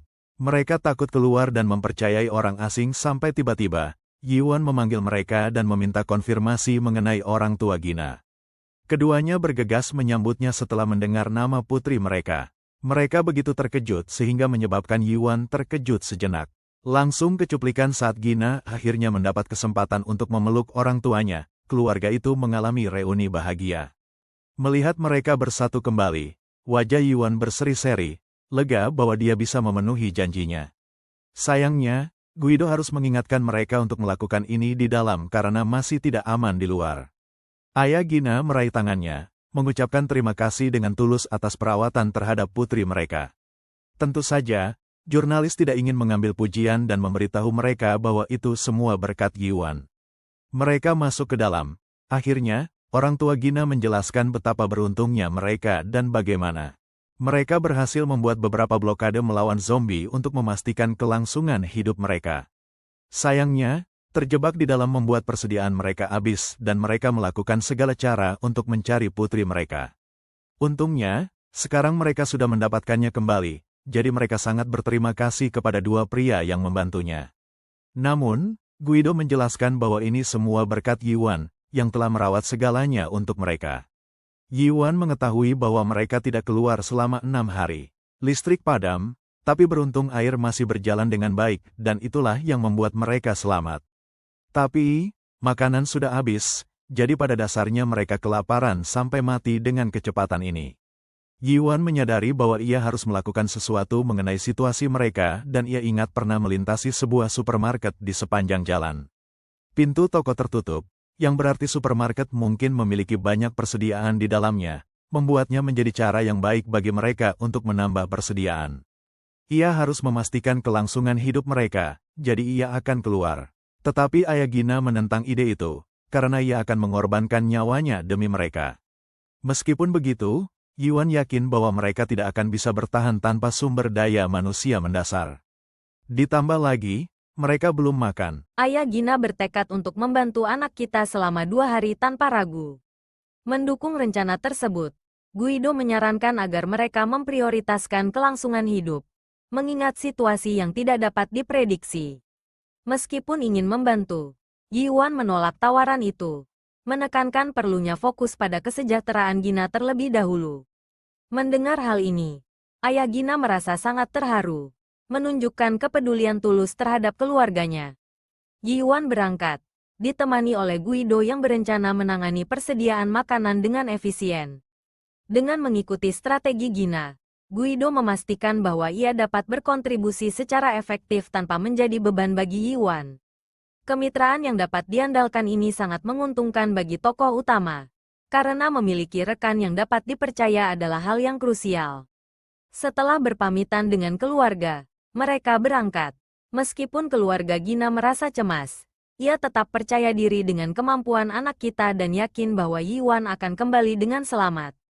Di supermarket, mereka berhasil mengakses tumpukan barang berharga dengan membobol kunci dan mengangkat penutup toko. Sangat luar biasa menemukan harta yang masih utuh di toko yang telah lama ditinggalkan. Wah, seperti kiamat ya. Dengan begitu banyak barang yang bisa digunakan, Yi Yuan dan Guido yakin keluarga mereka bisa bertahan hidup dengan mudah selama beberapa tahun dengan persediaan segini. Mereka sibuk mengumpulkan apa yang mereka butuhkan, lalu tiba saatnya di markas besar MBS. Di sana, seorang pria khawatir sedang berbicara di telepon dengan seseorang. Sayangnya, ia terjebak menangani siaran harian dan harus mengikuti instruksi yang ketat. Tiba-tiba, ia mendengar pesan tiba-tiba dari seberang, memberitahunya tentang informasi penting. Saat panggilan berakhir, pria itu berada dalam kebingungan mengenai tujuan di balik pesan-pesan yang disiarkan. Di antara pemikirannya yang tercatat, baru-baru ini ia mendengar tentang seorang pengendara sepeda yang identitasnya tidak diketahui. Yi Yuan dan Guido mendapatkan apa yang mereka butuhkan paling utama. Mereka juga memanfaatkan kesempatan ini untuk mengambil sejumlah obat dari apotek. Tiba-tiba, sang jurnalis merasa beban berat atas pencurian dari toko-toko. Namun, sudah terlambat bagi mereka untuk khawatir tentang hal-hal sepele seperti itu ketika dunia hancur. Karena merampok toko akan memakan waktu, Yi Yuan berjaga-jaga, terutama karena obat-obatan harus ditangani dengan hati-hati. Dicek sebelum diambil, markas besar MBS hanya sedikit di depan, dan Yi Yuan sibuk menatapnya. Dia ingat siaran radio itu berasal dari radio yang sama, yang berarti Gina benar tentang lokasinya yang dekat. Guido berpikir bahwa tidak bijaksana khawatir tentang siaran radio saat ini, terutama karena mereka harus menangani keluarga Gina terlebih dahulu dan fokus mencari adiknya. Guido mengatakan kepadanya untuk melupakan dulu dan fokus pada hal yang lebih penting. Meskipun ragu, Yi Yuan mengerti bahwa dia harus segera menemukan adiknya, terutama karena dia tidak lagi merespons pesannya. Kembali ke keluarga Gina, mereka berbagi makanan enak, menyegarkan diri setelah kelelahan selama 2 hari. Keluarga itu sangat bersyukur atas segala bantuan yang diberikan oleh Yi Yuan. Semua ini seharusnya cukup untuk keempat mereka minimal selama 6 bulan. Sayangnya, dia tidak bisa tinggal karena harus pergi mencari adiknya. Keluarga Gina khawatir dan ibunya bertanya tentang lokasi adiknya. Wah, apakah saya tadi mengatakan Five Nights at Freddy's? Pokoknya, adik cowoknya tinggal sangat jauh, jadi tidak akan mudah. Yi Yuan mengerti bahwa, tapi dia harus menyelamatkan satu-satunya keluarganya yang tersisa. Mendengar itu, Gina duduk dalam diam, memahami rasa sakitnya. Meski dia punya satu permintaan lagi, setelah menyelamatkan adiknya, si anak ingin membawanya kembali ke keluarga Gina, yang membuatnya merasa kikuk. Yi Yuan sangat yakin bahwa tempat ini adalah yang paling aman di antara semuanya, dan bukan seperti adiknya memiliki hubungan penting sendiri untuk dikhawatirkan dalam situasi seperti ini. Karena zombie tidak bisa menggigitnya, dia akan sangat berguna bagi mereka. Dia hanya ingin memastikan Gina aman, dan dia bersedia melakukan apapun untuk itu. Itu sebabnya dia berjanji akan kembali dengan adiknya dan membantu mereka lebih banyak. Tentu saja, keluarga Gina bahkan tidak bisa menolak permintaan seperti ini, tapi mereka punya satu keberatan yang kuat. Ayah Gina tengah meledak kemarahan karena mengira si anak ingin mencuri putrinya. Ibunya juga menyadari, tapi dia lebih mendukung daripada yang lain. Tak percaya mereka sedang memikirkan cucu ketika mereka sedang berada di tengah bencana. Di malam hari, mereka harus mengelola sehari-hari dengan lilin. Tak ada listrik sama sekali. Yi Yuan belajar bahwa orang tua Gina tidur pulas. Mereka melanjutkan obrolan malam mereka. Guido menghitung pikirannya. Dia bertanya-tanya seberapa banyak makanan yang harus mereka bawa untuk perjalanan ke Yangyang untuk 2 orang. Mendengarnya, Yi Yuan mengomentari dengan bingung, terutama ketika jurnalis mengakui bahwa dia ikut serta untuk membantu teman kita. Sepertinya ide yang konyol untuk meninggalkan lokasi aman seperti ini, tetapi Guido mengerti risikonya. Hanya saja, dia selalu bagian dari pekerjaan berisiko. Dia sangat ingin tahu lebih tentang Yuan, itulah mengapa dia lengket padanya seperti serangga yang kerap. Saudara akan memanfaatkannya untuk mencapai nama baginya, tetapi ini benar-benar membuatku tertawa karena bukan seperti siapapun yang akan peduli tentang ketenaran dalam kiamat zombie, kan? Guido mengingatkan Yuan akan kata-katanya sendiri, yang dengan berani mengatakan bahwa dia akan percaya pada kata-kata jurnalis mulai sekarang. Berjanji tidak akan memberatkan, jurnalis meyakinkan bahwa mereka akan baik-baik saja. Selain itu, karena telah banyak melakukan perjalanan sebagai jurnalis, dia tahu segala cara untuk melakukan navigasi yang aman. Yuan setuju dengan itu, jadi Gina memberi mereka satu hal terakhir untuk dibawa dalam perjalanan mereka. Sebenarnya, itu adalah radio yang dia ambil dari bangunan itu.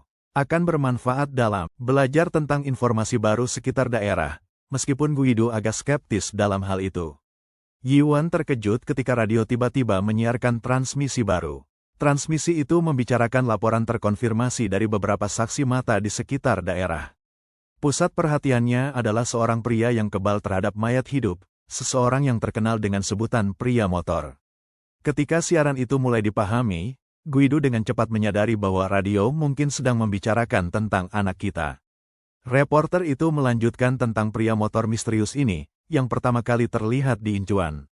Kemudian, Bucin, Geng Xiu, dan Hua Guok semua mengatakan bahwa si pria itu menuju langsung ke pusat kota Seoul. Itulah pria yang tidak tertimpa oleh yang terinfeksi. Mungkin dia adalah solusi untuk semua masalah mereka. Bertahan pada harapan di tengah kekacauan ini, dia memulai siaran radio siang hari MBS. Sementara itu, Yuan, duduk di sebelah Blondie di sofa, terlihat terguncang seolah tidak menyangka akan mendengar hal itu. RJ melanjutkan, mengatakan bahwa seorang pria yang tidak mendapat efek apapun saat diserang oleh yang terinfeksi. Berita itu bukanlah sesuatu yang dia percayai pada awalnya, dan siapa yang akan menyiarkan omong kosong ini?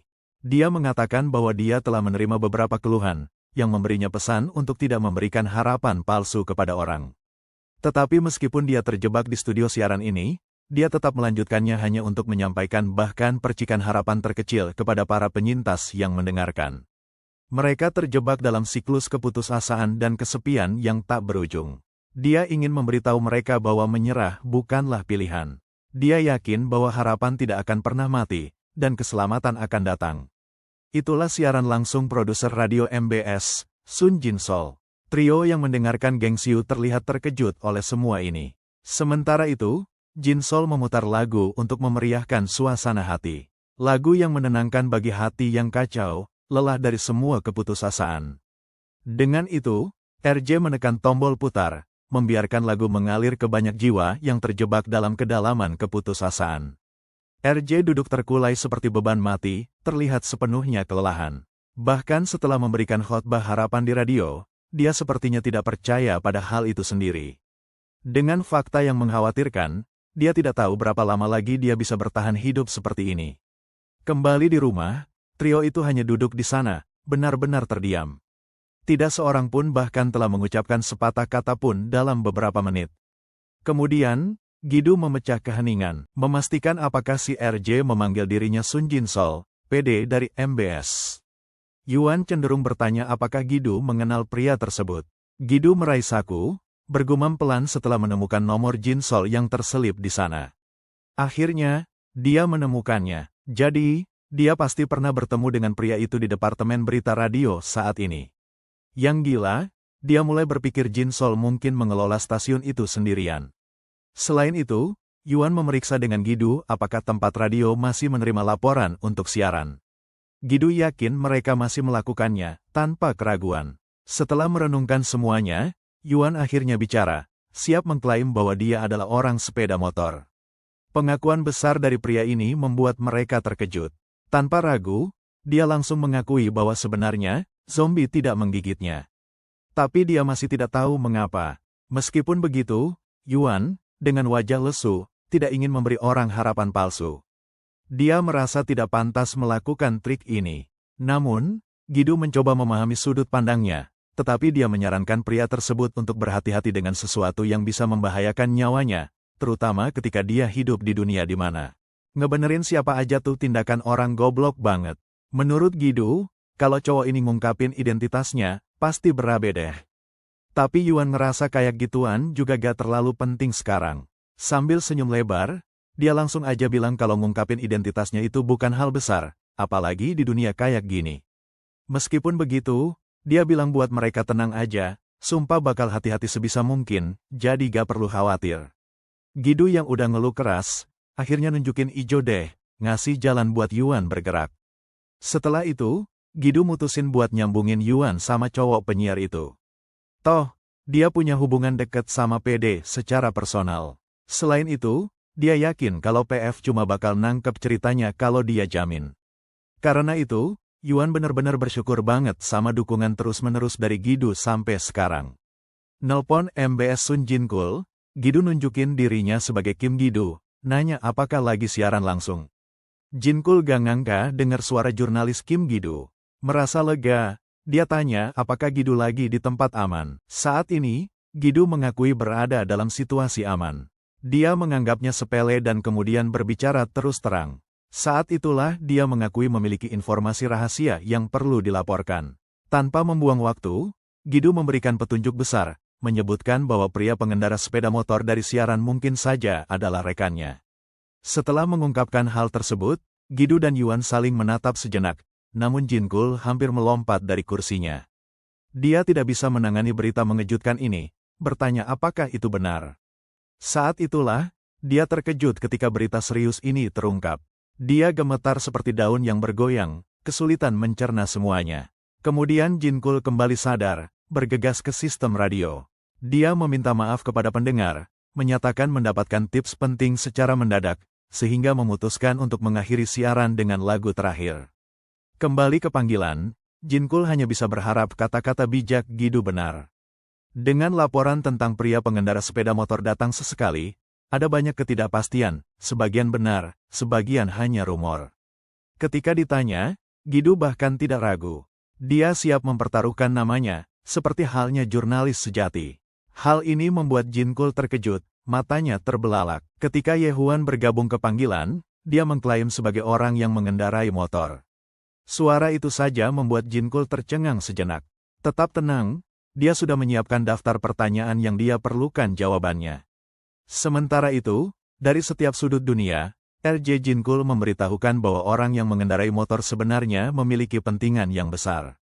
Bagi para pendengarnya, dia tahu bahwa semua orang telah jatuh ke jurang keputusasaan. Dan bagi mereka, hanya dengan tahu bahwa masih ada orang yang tidak bisa tergigit oleh yang terinfeksi, itulah satu-satunya sisa harapan mereka. Tanpa basa-basi, Jinkul bertanya kepada Yehuan apakah semuanya itu benar. Dan saat itulah dia secara verbal mengaku kebal terhadap orang yang terinfeksi. Namun, alasannya masih belum diketahui. Selain itu, dia mengatakan bahwa orang yang terinfeksi sepertinya tidak memperhatikannya sama sekali. Mereka tidak menjadi agresif dan hampir tidak bereaksi terhadap suaranya seolah-olah dia tidak ada di sana.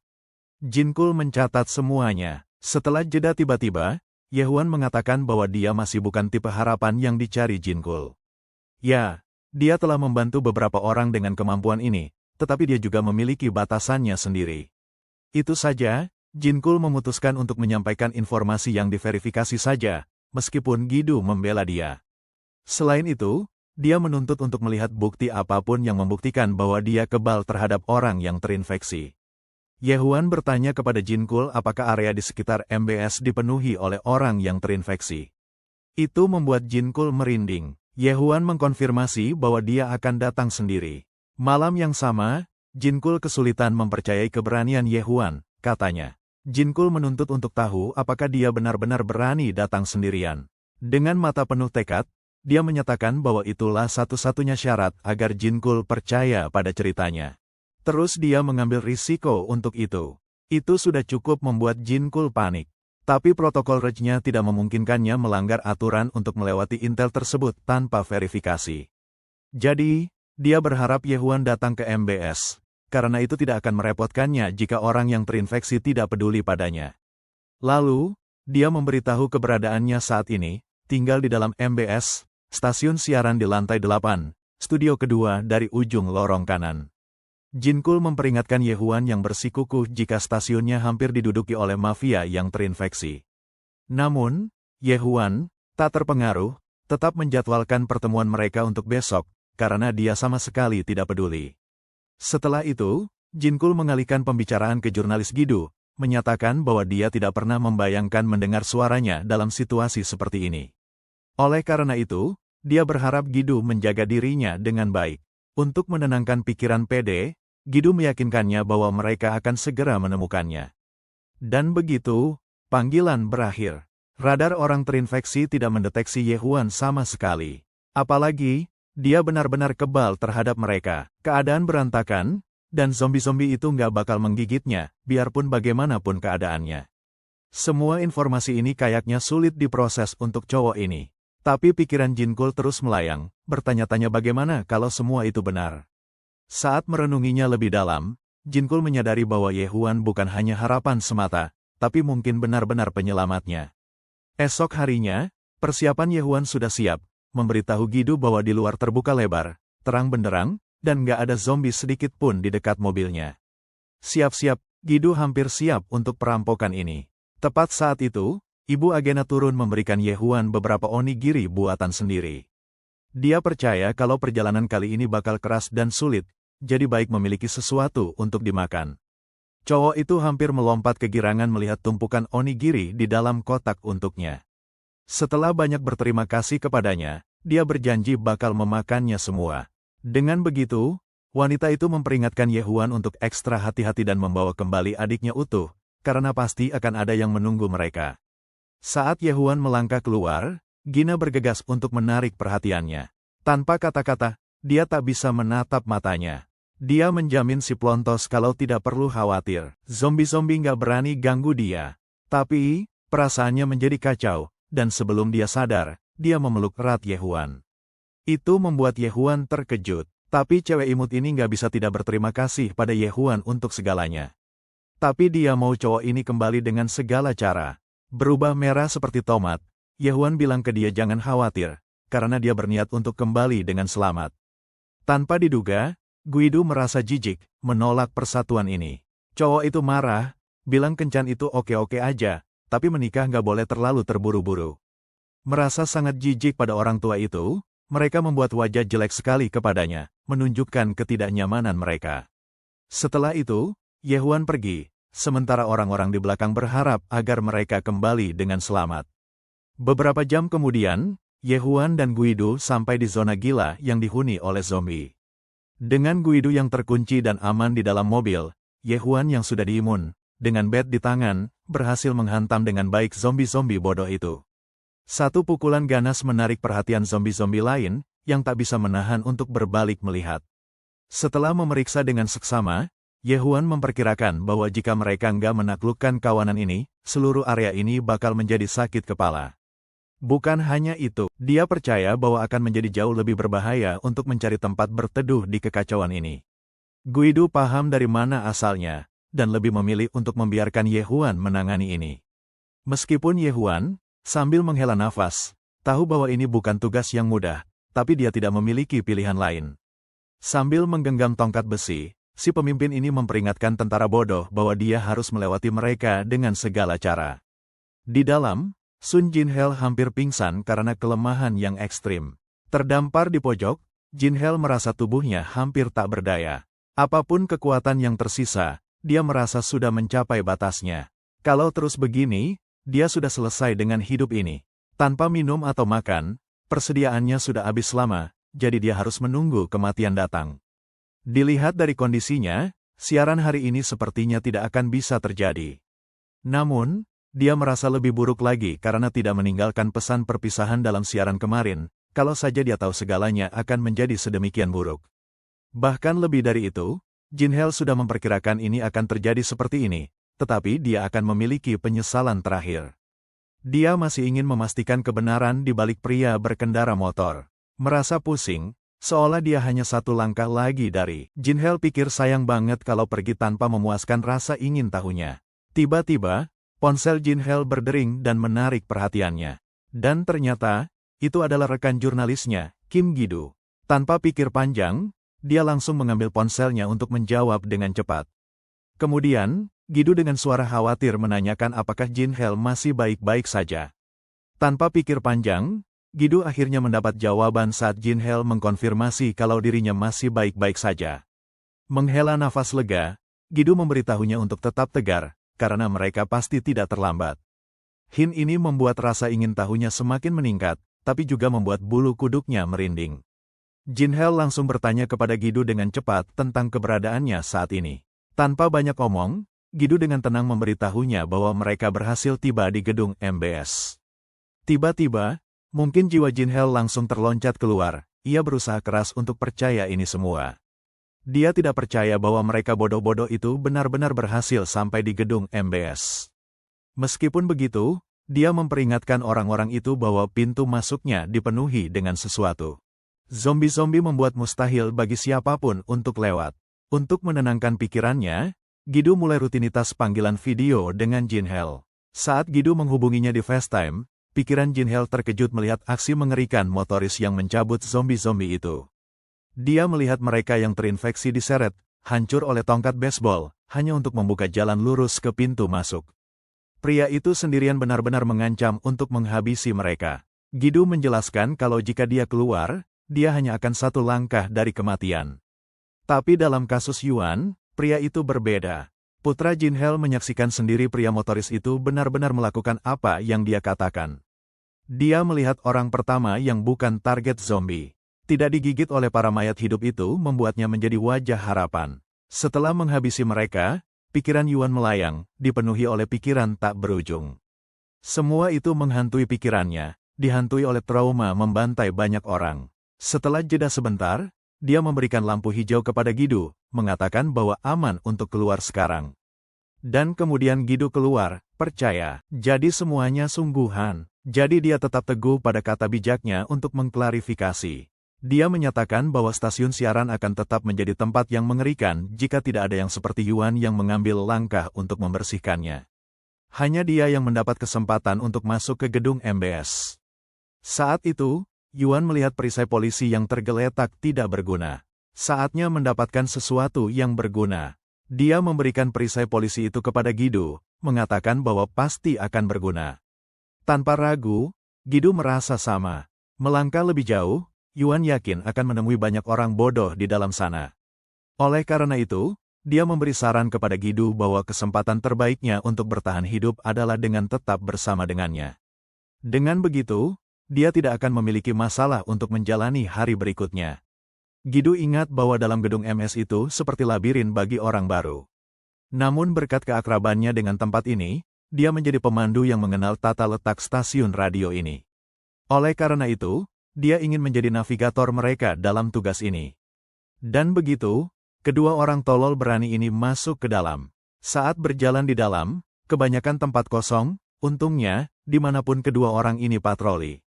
Ye Huan, dengan pemukul bisbol sebagai senjatanya, ia memeriksa ruangan lain, tapi tidak ada satupun yang selamat atau zombie di sana.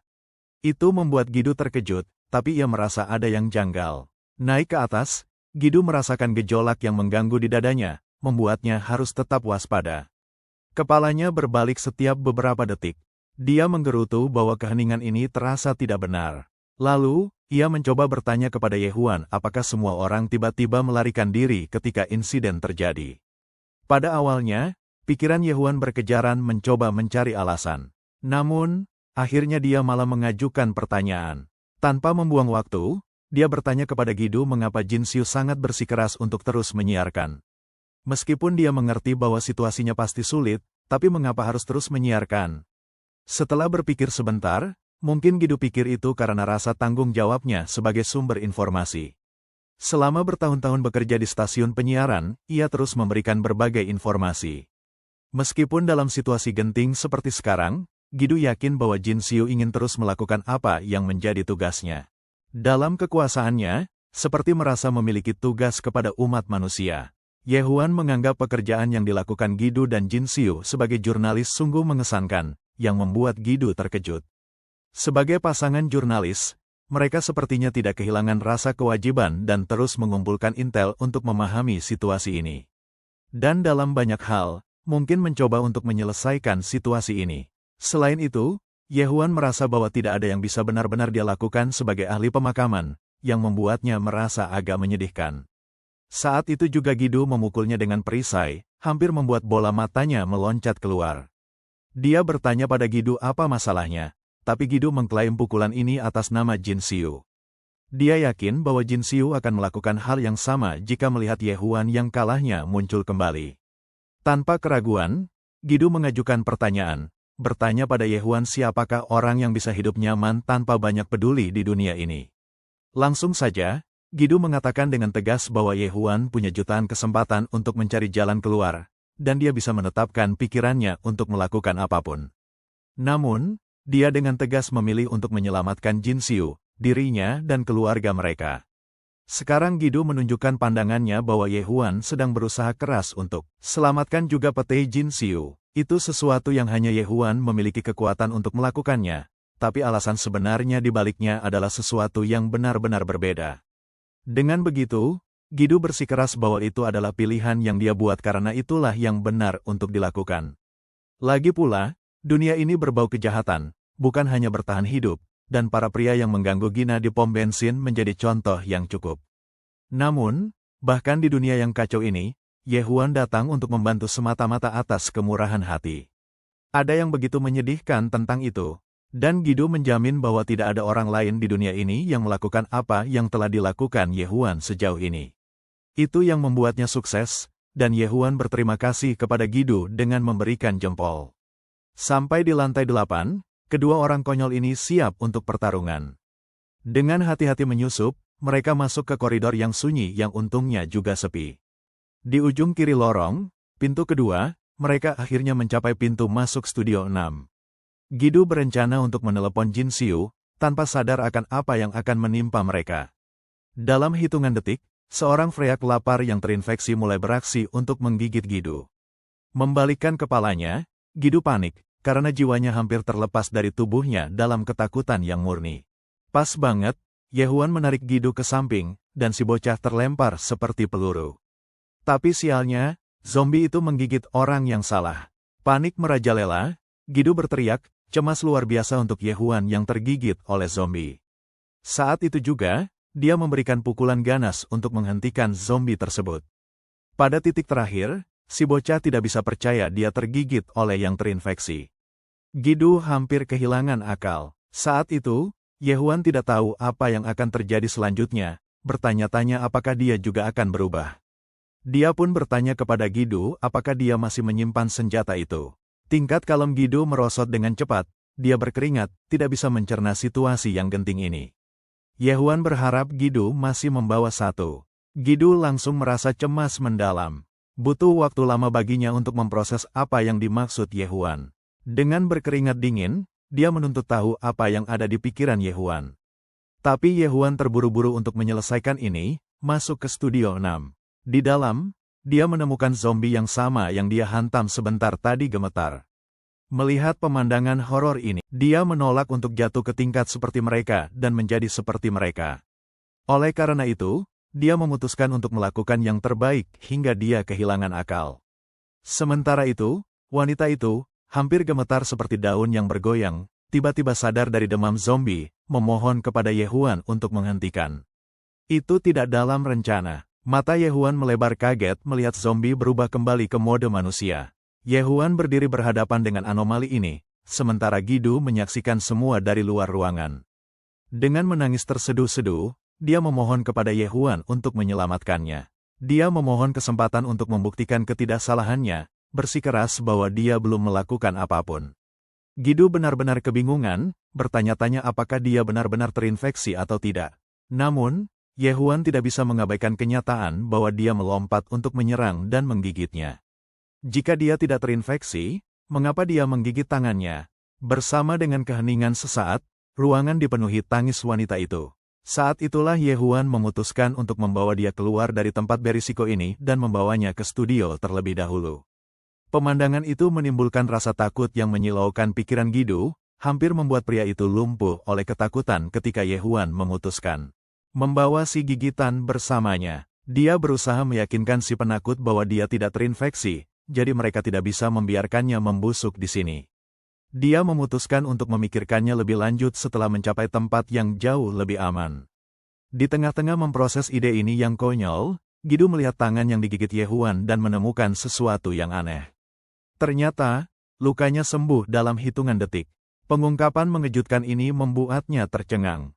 Di sisi lain, Jin Hel, mungkin sudah tidak bernyawa atau menghabiskan sisa tenaganya, terbaring di sudut sambil menunggu penyelamatnya. Dia cukup yakin mendengar sesuatu di dekatnya, membuatnya bertanya-tanya apa yang sedang terjadi. Saat itulah telepon dari Gidu yang tak terduga membuatnya terkejut, jadi dia segera menjawab memastikan apakah mereka baik-baik saja. Gidu dengan bijak membenarkan lokasi Jin Hel berada di Studio 6. Tanpa basa-basi, Gidu meminta Jin Hel untuk membuka pintu karena dia sudah di pintu masuk. Terkejut, dia mulai meragukan apakah Gidu benar-benar ada di sana dan apakah daerah di sekitarnya aman. Gidu mengangguk, dengan cepat menegaskan bahwa tidak ada yang terinfeksi di sekitar sana. Sambil membuka pintu, Gidu menoleh ke belakang melihat Yehuan menenangkan mantan yang terinfeksi.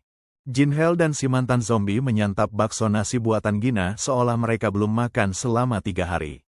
Sementara itu, Gidu memberikan penghargaan kepada Jin Hel karena berhasil mempertahankan siaran selama seminggu penuh seorang diri. Melihat kelaparan yang luar biasa, Yehuan menyuruh teman-teman berhenti, karena ada cukup untuk mereka semua. Jin Hel menyebutkan bahwa dia menemukan makanan di sini, untungnya, jadi sekarang dia sudah kenyang. Dia menyadari bahwa dibandingkan dengan wanita itu, yang bertahan selama seminggu tanpa makanan, dia masih dalam posisi yang jauh lebih baik. Makan dengan lahap dan menelan air dengan cepat, akhirnya dia mengambil napas panjang. Dan tepat saat itu, dia berterima kasih kepada para pahlawannya karena telah menyelamatkan nyawanya. Dia tidak tahu bagaimana cara membalas budi kepada mereka. Yehuan mengabaikannya, dan Gidu mengonfirmasi namanya sebagai Choi Sujin. Ketika ditanya, Sujin mengakui bahwa dia bekerja di toko departemen. Ternyata, Sujin sedang menuju ke MD untuk mendapatkan sponsor siaran ketika tiba-tiba semuanya kacau di koridor. Mendadak, teriakan memenuhi stasiun, datang dari setiap arah. Merasakan sesuatu yang tidak beres, dia berusaha sekuat tenaga untuk melarikan diri. Namun nasib tidak berpihak padanya. Dia tersandung tepat ke tengah-tengah gerombolan zombie. Mereka menyerangnya, menyeretnya ke dalam kegelapan. Sekarang, saat dia mengingatnya, air mata mengalir di matanya. Memberikan waktu untuknya mereda, mereka memasuki rutinitas diam selama 2 menit. Memecah keheningan, Jin Hel bertanya apa yang pertama kali diingat Sujin setelah kejadian itu. Memikirkannya, dia mengatakan dia mendengar 2 suara, yang langsung mengejutkan Yehuan dan Gidu. Awalnya ringan, dia mengatakan bahwa rasa itu tumbuh secara perlahan, diikuti oleh rasa darah. Panik mulai terasa, ketika Sujin berspekulasi bahwa rasanya terasa sangat kuat. Melihat kembali, ingatan itu masih begitu jelas dalam pikirannya. Rasanya berlama-lama di bibirnya seolah-olah baru saja terjadi. Melihat bagaimana orang-orang lapar ini bahkan tidak punya waktu untuk bernapas sejenak, Yehuan memutuskan untuk melanjutkan percakapan ini di tempat yang lebih baik. Untuk saat ini, mereka membiarkan wanita itu beristirahat sejenak. Setelah itu, Jin Hel benar-benar terpesona saat mengetahui bahwa wanita ini sebenarnya adalah mantan zombie. Gidu mengkonfirmasi bahwa dia melompat untuk menyerangnya tetapi malah menggigit Yehuan, hanya untuk tiba-tiba berubah menjadi manusia lagi. Selain itu, lengan Yehuan, yang tergigit kuat, tidak menjadi terinfeksi. Dan tentu saja, luka tersebut sembuh sendiri seolah-olah tidak pernah ada. Jin Hel sepenuhnya mempercayainya, tanpa perlu laporan bukti dari Gidu. Setelah melihat kekebalan alamiah Yehuan terhadap zombie, tidak ada yang bisa membuatnya terkejut lagi. Malah, seluruh situasi ini membuatnya memikirkan hipotesis baru karena penyebab sebenarnya dari krisis tersebut masih belum terungkap. Bahkan pemerintah pun tidak bisa mengikuti, dan hukum militer ternyata sama sekali tidak berguna. Jin Hel mempertimbangkan kemungkinan bahwa ini adalah virus yang menular melalui udara, mengubah manusia menjadi zombie. Gidu cenderung bertanya mengapa mereka tidak terpengaruh. Untuk menjawab pertanyaan ini, Jin Hel menjelaskan bahwa mereka adalah tubuh kekebalan primer yang tahan terhadap infeksi melalui udara. Teori ini benar-benar membuat mereka terkejut. Meskipun kekebalan mereka hanya bekerja melawan infeksi udara, penularan yang mudah melalui darah atau air liur, seperti gigitan, masih bisa membuat mereka berubah menjadi zombie. Dalam kasus Yehuan, Jinhel merumuskan teori kekebalan tubuh penuh, membuat Yehuan menjadi orang paling aman di dunia. Jadi, ketika Sujin mencicipi darah Yehuan selama digigit, itu Sou Mehou membuatnya kembali menjadi manusia. Penjelasan ini sekarang menunjuk langsung pada Yehuan. Jinhel menyatakan bahwa Yehuan mungkin bukan hanya benar-benar kebal, tetapi juga vaksin yang hidup. Yehuan berdiri diam, mencoba memahami apa yang baru saja didengarnya. Ide menjadi vaksin terasa tidak mungkin, namun segala sesuatu yang terjadi membuatnya mempertimbangkannya kembali. Pikirannya terus kembali ke peristiwa-peristiwa yang mengarah ke saat ini, mencari penjelasan. Setelah itu, San Jinhel, yang telah mengamati situasi dengan hati-hati, menjelaskan bahwa ini hanyalah sebuah teori. Namun, berdasarkan apa yang mereka lihat, teori ini masuk akal. Gidu turut serta, menyarankan agar mereka melambat dan memikirkan segala sesuatunya dengan baik. Situasinya rumit, dan tergesa-gesa dalam membuat kesimpulan tidak akan membantu. Menganalisis semuanya dengan cermat adalah satu-satunya cara untuk memahami apa yang sedang terjadi. Setelah itu, mereka mengingat saat ketika Sujin, yang sudah berubah menjadi zombie, menggigit Yehuan. Menurut semua aturan infeksi yang diketahui, seharusnya perubahan juga terjadi padanya. Namun dia tetap berdiri di sana, sama sekali tidak terpengaruh. Darah Yehuan mungkin bisa menjadi obat untuk menghentikan infeksi. Ide tersebut terlihat tidak mungkin, tapi mengingat situasinya, hal itu tidak bisa diabaikan. Ketika Sujin, yang sudah berubah menjadi terinfeksi, menggigitnya, darahnya entah bagaimana masuk ke mulutnya. Alih-alih membuat semuanya menjadi lebih buruk, itu menyembuhkannya hampir instan. Biasanya, sebuah virus tidak seharusnya dinetralkan begitu cepat, tapi hasilnya membuat sendiri bukti. Jika teori ini benar, itu juga akan menjelaskan mengapa yang terinfeksi tidak pernah menyerangnya. Itu bukan hanya imunitas. Darahnya sendiri bertindak seperti vaksin. Bahkan jumlah yang sangat kecil sudah cukup untuk membalikkan infeksi. Hal ini berarti Yehuan tidak hanya tahan terhadap virus. Dia mungkin satu-satunya orang yang mampu menghentikannya. Darahnya bisa menyimpan obat yang dunia sangat butuhkan. Jika yang terinfeksi benar-benar bisa sembuh, maka orang tuanya belum sepenuhnya pergi. Itu berarti mereka masih manusia, dan ada kesempatan untuk menyelamatkan mereka. Pikiran ini mengejutkan, dan Yehuan mulai mempertimbangkan ulang segala yang telah dia lakukan. Sejak bangun, dan bahkan saat perjalanan ke sini, dia telah mengalahkan begitu banyak yang terinfeksi tanpa berhenti untuk berpikir. Selain itu, terbersit pikiran dalam dirinya bahwa dia tidak hanya berusaha bertahan hidup, tapi dia juga telah mengakhiri nyawa yang mungkin bisa diselamatkan. Gidu mengingatkannya bahwa dia telah menjaga banyak orang agar tetap aman, dan tidak ada jalan lain. Bertahan hidup berarti harus membuat keputusan sulit, terlepas dari seberapa sulitnya. Sejak semuanya dimulai, mereka bertemu dengan berbagai orang. Beberapa di antaranya lebih buruk daripada yang terinfeksi. Tidak semua monster adalah zombie. Ada manusia yang kehilangan kebaikan mereka, membuktikan bahwa bahaya sebenarnya bukan hanya dari virus, tapi dari manusia itu sendiri. Tidak ada yang bisa menghakimi Yehuan atas tindakannya karena dia tidak pernah menyakiti siapapun. Jika ada yang bisa dibilang, dia melindungi mereka. Daripada hanya berdiskusi, mereka memutuskan untuk mengonfirmasi kebenaran. Usul muncul untuk menguji apa yang telah terjadi pada Yehuan, dan cara terbaik untuk melakukannya adalah dengan membuat keberadaannya diketahui.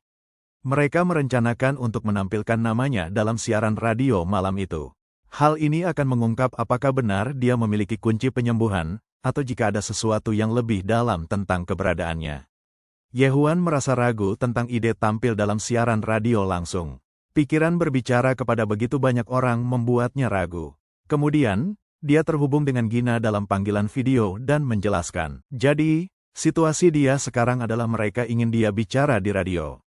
Dia takut dirinya tidak seistimewa yang mereka kira, dan khawatir akan menaikkan harapan palsu. Namun, Gina meyakinkannya, menurutnya, di dunia ini, tidak ada yang lebih luar biasa daripada dia. Setelah itu, Gina menyarankan kepadanya bahwa saudara perempuan Yehuan mungkin sedang mendengarkan siaran radio, mendorongnya untuk memberikan yang terbaik. Dia menghargai dukungannya dan berterima kasih pada mereka. Menyadari harus menghemat baterai, dia berjanji untuk bicara lagi nanti, tapi sebelum mengakhiri panggilan, dia meminta Gina menyampaikan salamnya pada orang tuanya. Setelah panggilan itu, Sujin menggoda dia, bertanya apakah wanita tadi adalah pacarnya, yang langsung dia tolak. Namun, orang lainnya tidak yakin, mengatakan bahwa suaranya seakan-akan dia benar-benar istimewa. Setelahnya, Gidu ikut serta, membuatnya semakin malu, dan menggoda Yehuan, mengatakan bahkan orang tua Gina sudah percaya mereka adalah pasangan, jadi tidak ada gunanya menyangkalnya. San Jinchul bertanya apakah Yehuan sudah beristirahat, menyebutkan bahwa segalanya sudah disiapkan dan saatnya untuk mempersiapkan diri. Tapi Yehuan ragu, khawatir akan kesalahan saat siaran langsung. Su meyakinkannya, tertawa, mengatakan, kesalahan sebenarnya nggak terlalu penting di saat-saat begini. Kemudian, pembawa acara radio, San Jinchul, memulai siaran, mengakui banyak pesan dukungan dan perhatian dari para pendengar.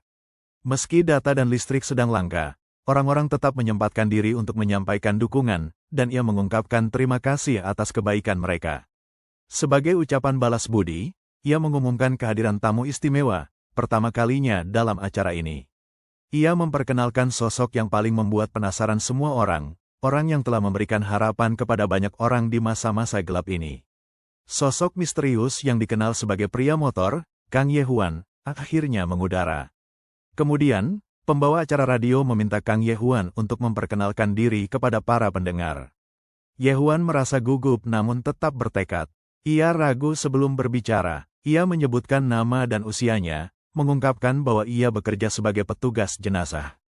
Selain itu, pembawa acara kemudian menyebutkan bahwa banyak laporan tentang Yehuan telah diterima, dan meskipun beberapa detail perlu diverifikasi, satu pertanyaan sangat menonjol sebagai yang paling penting. Ia bertanya apakah benar bahwa orang yang terinfeksi tidak menyerangnya.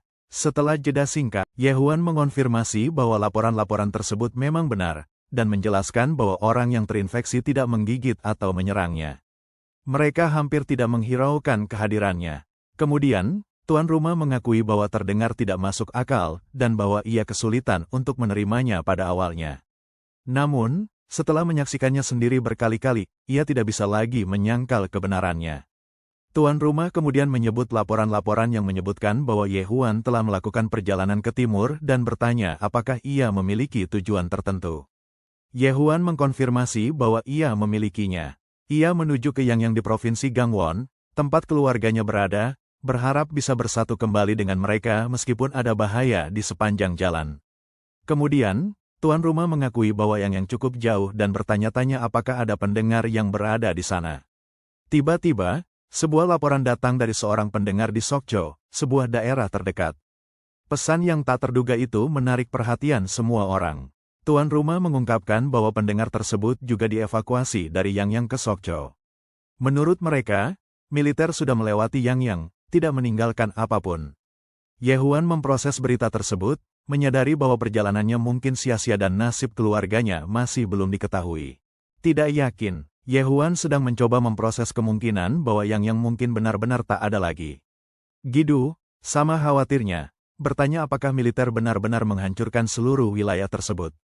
Kemudian, sang pembawa acara ikut campur untuk memberikan klarifikasi, menjelaskan bahwa menurut laporan yang tersedia, militer memang mengambil tindakan di Yangyang.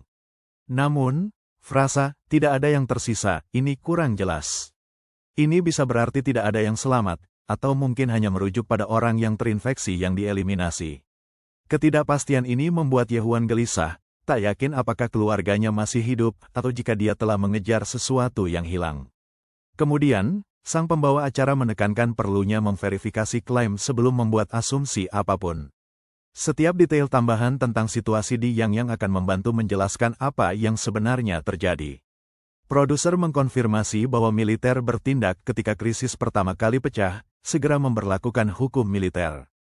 Namun, setelah respons awal itu, gerakan mereka terbatas.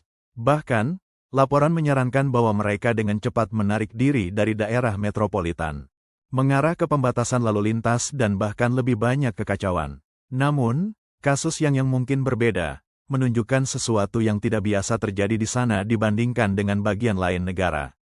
Pembawa acara menyuges bahwa militer mungkin telah mengungsikan para korban selamat di Yangyang, menempatkan mereka dalam situasi yang lebih aman. Selain itu, ia mendorong Yehuan untuk tetap mempertahankan harapan. Setelah itu, Yehuan mengingat kembali cinta kakaknya pada radio. Sejak kecil, Mereka selalu mendengarkan bersama, merasa nyaman dengan kehadirannya. Ia percaya hal ini membuat rumah mereka yang sunyi terasa lebih hidup dan kurang sepi. Jika kakaknya aman, tidak diragukan lagi bahwa dia sedang mendengarkan siaran ini sekarang, seperti yang selalu dilakukannya sebelum segalanya berubah. Yehuan tetap bertekad, menyatakan bahwa tidak peduli apa yang terjadi pada Yang, itu tidak mengubah tujuannya, dan dia akan pergi ke sana untuk menemukan kakaknya. Selain itu, jika dia sedang mendengarkan siaran, dia ingin kakaknya tetap kuat dan bertahan sedikit lebih lama, dan berjanji bahwa ia akan datang untuknya, tidak peduli apa yang terjadi. Pembawa acara mengakui tekad Yehuan dan berterima kasih atas usahanya. Pembawa acara berbagi bahwa banyak pendengar telah mengirimkan pesan-pesan dukungan yang mengucapkan terima kasih kepada Yehuan karena memberi mereka keberanian.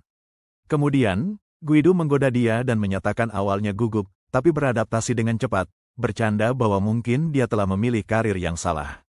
Yehuan dengan cepat membantah, namun Guido menyarankannya untuk mulai terbiasa dengan siaran karena, begitu segala sesuatunya mereda, media akan ingin mewawancarainya. Dia bahkan bisa menjadi bintang global. Kemudian, wanita tersebut ragu sebelum mengajukan pertanyaan, namun pembawa acara mendorongnya untuk berbicara. Dia penasaran mengapa dia tidak menyebut pengobatannya selama siaran, percaya bahwa itu bisa memberikan harapan kepada pendengar. Pembawa acara mengakui bahwa dia sengaja tidak menyebutnya demi kebaikan Yehuan. Jika orang tahu bahwa darahnya dapat menyembuhkan yang terinfeksi, mereka mungkin hanya akan melihatnya sebagai pahlawan atau penyelamat. Meskipun terdengar ideal, segala sesuatunya mungkin tidak semudah itu karena beban hal seperti itu bisa membawa konsekuensi tak terduga. Yehuan mungkin belum siap menghadapinya. Selain itu, pembawa acara menjelaskan bahwa jika kebenaran tentang darah Yehuan tersebar, dia mungkin tidak hanya dilihat sebagai pahlawan, tetapi sebagai sumber daya. Dibawa ke dok membantu umat manusia, dia mungkin hanya berakhir sebagai objek uji coba. Orang lain setuju, mengakui kemungkinan tersebut dan mendorong Yehuan untuk menjaga rahasia itu. Dengan situasi saat ini, tidak ada pilihan selain percaya kepada militer atau pemerintah. Prioritas sekarang harus menyelamatkan adik perempuannya. Yehuan memahami dan memutuskan untuk memeriksa stasiun penyiaran secara lebih teliti. Sebelum pergi, Guido memberinya senjata yang sudah dibersihkan. Kemudian, Yehuan ragu, bertanya-tanya apakah dia benar-benar perlu membawa senjata untuk sekadar melihat-lihat, tetapi Guido bersikeras, mengatakan sebaiknya dia membawanya untuk siapa tahu. Dia memahami perasaan Yehuan namun memperingatkannya untuk tidak menurunkan kewaspadaannya. Semakin diabaikan, semakin rentan dia. Saat ini, dia memiliki hak untuk egois sampai menyelamatkan adiknya. Yehuan mengambil nasihat itu ke hati dan mengucapkan terima kasih sebelum pergi, bertekad untuk melanjutkan pencariannya. Guido terkejut dengan pernyataan itu karena dia menjelaskan bahwa Yehuan baik hati tetapi kurang bersemangat. Di usianya yang baru 28 tahun, dia masih akan menghadapi banyak tantangan. Sementara kebaikannya adalah kelebihan, namun bisa menjadi kelemahan di dunia seperti ini. Selain itu, hati yang lembut bisa patah jauh sebelum tubuh memang melakukannya. Itulah mengapa kehadiran Guido begitu penting. Setiap kali Yehuan mulai kehilangan harapan, Guido adalah orang yang membantunya tetap maju. Kemudian, tuan rumah setuju bahwa Yehuan hanya semakin kuat karena dukungan di sekitarnya. Tanpa bantuan, mencapai yang akan menjadi mustahil, yang membuat Guido tak ragu untuk mengatakan bahwa ia akan membantu Yehuan. Bukan hanya karena ia adalah cerita penting, tetapi juga karena ia pernah membantunya. Sujin di sekitar ragu sebelum berbicara. Guido meyakinkan bahwa ia sedang bepergian dengan Yehuan, kemana wanita tersebut mengekspresikan ketertarikannya untuk bergabung. Guido tidak mengharapkan permintaan ini dan merasa terkejut oleh keputusan tiba-tiba itu. Kemudian, Guido ragu sejenak sebelum menanggapi permintaan Sujin. Berpergian bersama bukan keputusan yang mudah. Dan ia bertanya-tanya apakah Sujin memiliki hubungan pribadi dengan Yang, yang kemudian Sujin menjelaskan bahwa ia terkejut ketika mendengar tentang situasi Yang di radio. Satuan militer yang bergerak melalui daerah itu bukan sembarang kelompok baginya. Ayahnya adalah Komandan Brigade Lapis Baja keempat yang bertugas di sana. Sebelum melanjutkan lebih jauh dalam cerita, mari kita lihat sedikit situasi ilustrasi kecil. Di masa lalu anak kami. Di sana, kita melihat seorang wanita tua yang biasa dipanggil El. Saat ini, dia merasa bersalah menerima bantuan dan uang yang saudara Yehuan rela tawarkan, tapi saudara Yehuan dengan lembut meyakinkannya bahwa itu bukan beban, hanya sedikit kebaikan. Dia berharap wanita ini dengan tulus dapat menikmati makan malam dengan cucunya, dan melewatkan makan bukanlah pilihan. Elle sangat berterima kasih padanya atas hal ini. Beberapa saat kemudian, mengingat kesulitannya membayar makan siang, Yehuan bertanya kepada saudaranya mengapa dia memberikan uang tersebut. Saudaranya hanya mengabaikannya, berkata bahwa dia punya cukup uang untuk membelikan makan siang seorang nenek. Dia juga menyebut Elle mendaki bukit ini setiap minggu sekali untuk mengambil sampah dan kertas. Meskipun terasa tidak bermakna, tapi dia melakukannya. Itulah yang dia sebut sebagai rasa kebaikan yang sejati. Tak terlihat, alasan-alasan sederhana yang mempersatukan kemanusiaan. Hal ini membawanya bermimpi bahwa suatu hari Yehuan akan meneruskan kebaikan yang sama. Jadi dia bertanya apakah dia mau bersedia. Mengakhiri perjalanan kenangan itu sendirian, di bangku, terbuai dalam pikiran masa lalu, dia menatap pesan terakhirnya kepada kakak perempuan Lice, sambil merenung. Kesedihan. Kemudian, Guido cenderung bertanya apakah ayah Nona Sujin adalah wakil komandan Brigade Lapis Baja keempat. Sujin mengungkapkan bahwa ayahnya adalah Kolonel Choi Yun-kol, sebelumnya ditempatkan di Cheorwon, tapi dipindahkan ke Yangyang tahun lalu. Keluarganya pindah ke Yangyang, tapi dia tinggal di Seoul untuk bekerja. Guido berpikir bahwa seluruh dunianya tiba-tiba berubah dalam seminggu tanpa pemberitahuan sebelumnya. Selain itu, dia berpikir wanita ini merasa aman dengan Yehuan dan mungkin ingin bergabung dengan mereka. Tiba-tiba pikirannya berubah. Kolonel Choi Yun-kol, namanya cukup familiar, dan dia bertugas di Cheorwon sampai tahun lalu. Ada sesuatu yang menggelegar di pikirannya. Sementara itu, Jin-kol mempertimbangkan untuk membiarkan Sujin ikut serta, yang tidak begitu buruk. Mengingat militer mengendalikan Yangyang, dia yakin kemungkinan besar itu adalah unit Brigade Lapis Baja keempat. Dan, unit itu pasti mengontrol wilayah itu, tidak ada warga sipil yang diizinkan. Namun dalam kasus Nona Sujin, warga sipil ini memiliki hubungan langsung dengan keluarga eksekutif wakil komandan, sehingga menjadi. Ini cerita yang berbeda sekali. Bukan hanya itu, Jin-kol menyimpulkan bahwa tidak ada tempat yang aman selain basis militer dalam situasi seperti ini. Meskipun mereka tahu perjalanan mereka ke yang tidak mudah, dibutuhkan perencanaan besar untuk melewati kerumunan yang terinfeksi. Mungkin akan lebih lama dari yang diharapkan. Namun, opsi untuk pergi masih terdengar lebih baik daripada tinggal diam.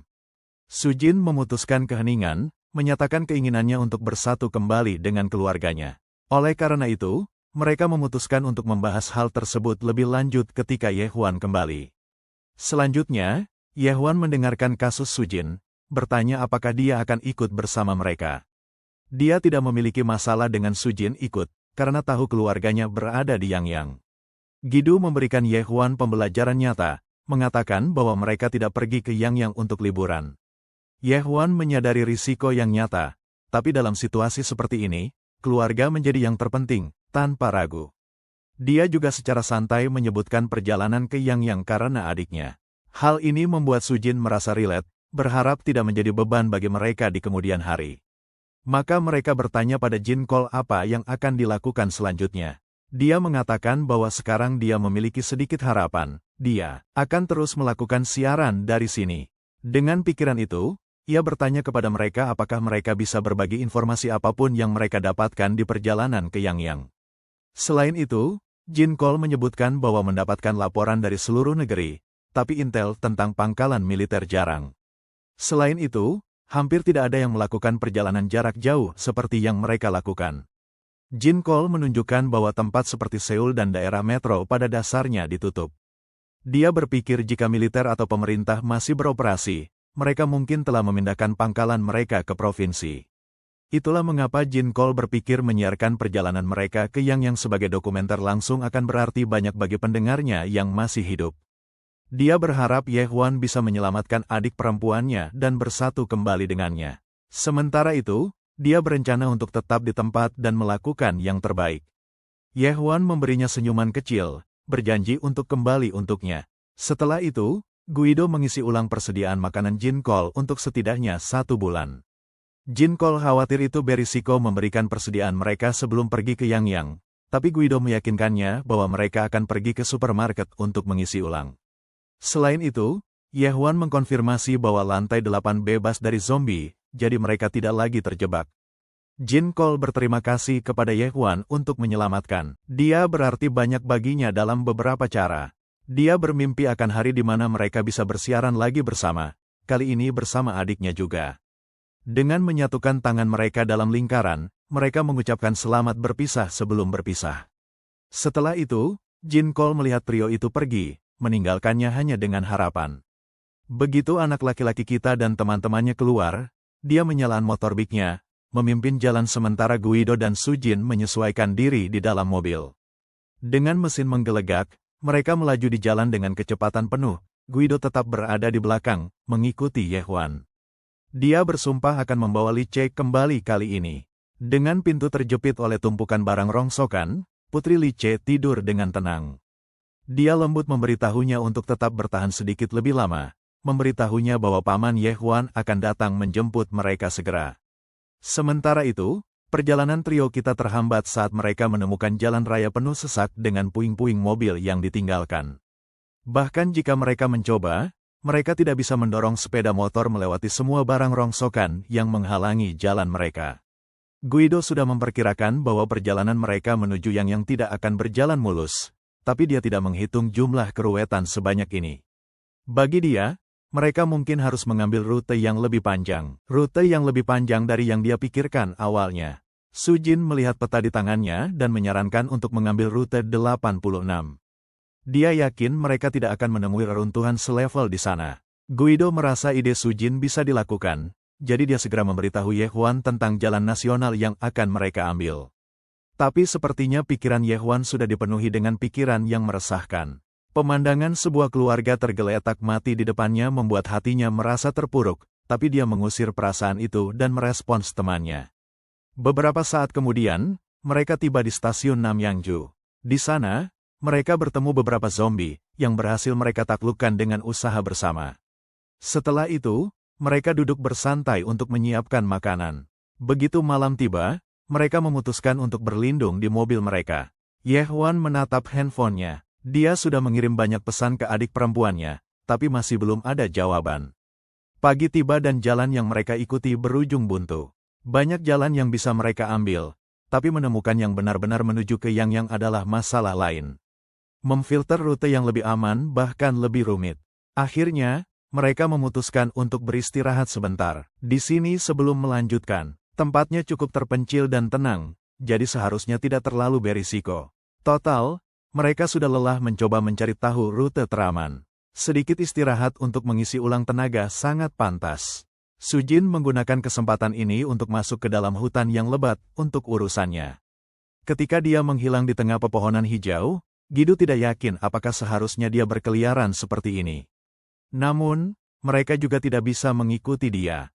Yang bisa mereka lakukan hanyalah berharap dia tetap aman karena arah yang dia ambil hanya mengarah ke gunung yang ditinggalkan. Meskipun begitu, tidak mudah bagi seorang wanita untuk menjaga kecepatan mereka, terutama karena mereka terburu-buru tanpa istirahat atau waktu untuk berkumpul kembali. Dia pasti kelelahan mencoba memastikan dia tidak melambatkan mereka. Terlihat dia memang terkuras karena menjadi satu-satunya wanita yang ikut dengan para lelaki. Tapi pada akhir hari, dia tidak bisa mengeluh karena dia yang bersikeras ikut serta. Jika hanya dia bisa meminta Yuan untuk berjaga-jaga saat dia sedang sibuk, tapi itu bukan pilihan. Ketakutan terbesarnya menjadi kenyataan saat seorang pria, dengan perlengkapan lengkap dari kepala hingga kaki, tiba-tiba berdiri di belakangnya dengan pistol ditujukan langsung ke arahnya. Teriakannya bergema di hutan. Suara begitu keras sehingga Guido dan Yuan langsung waspada.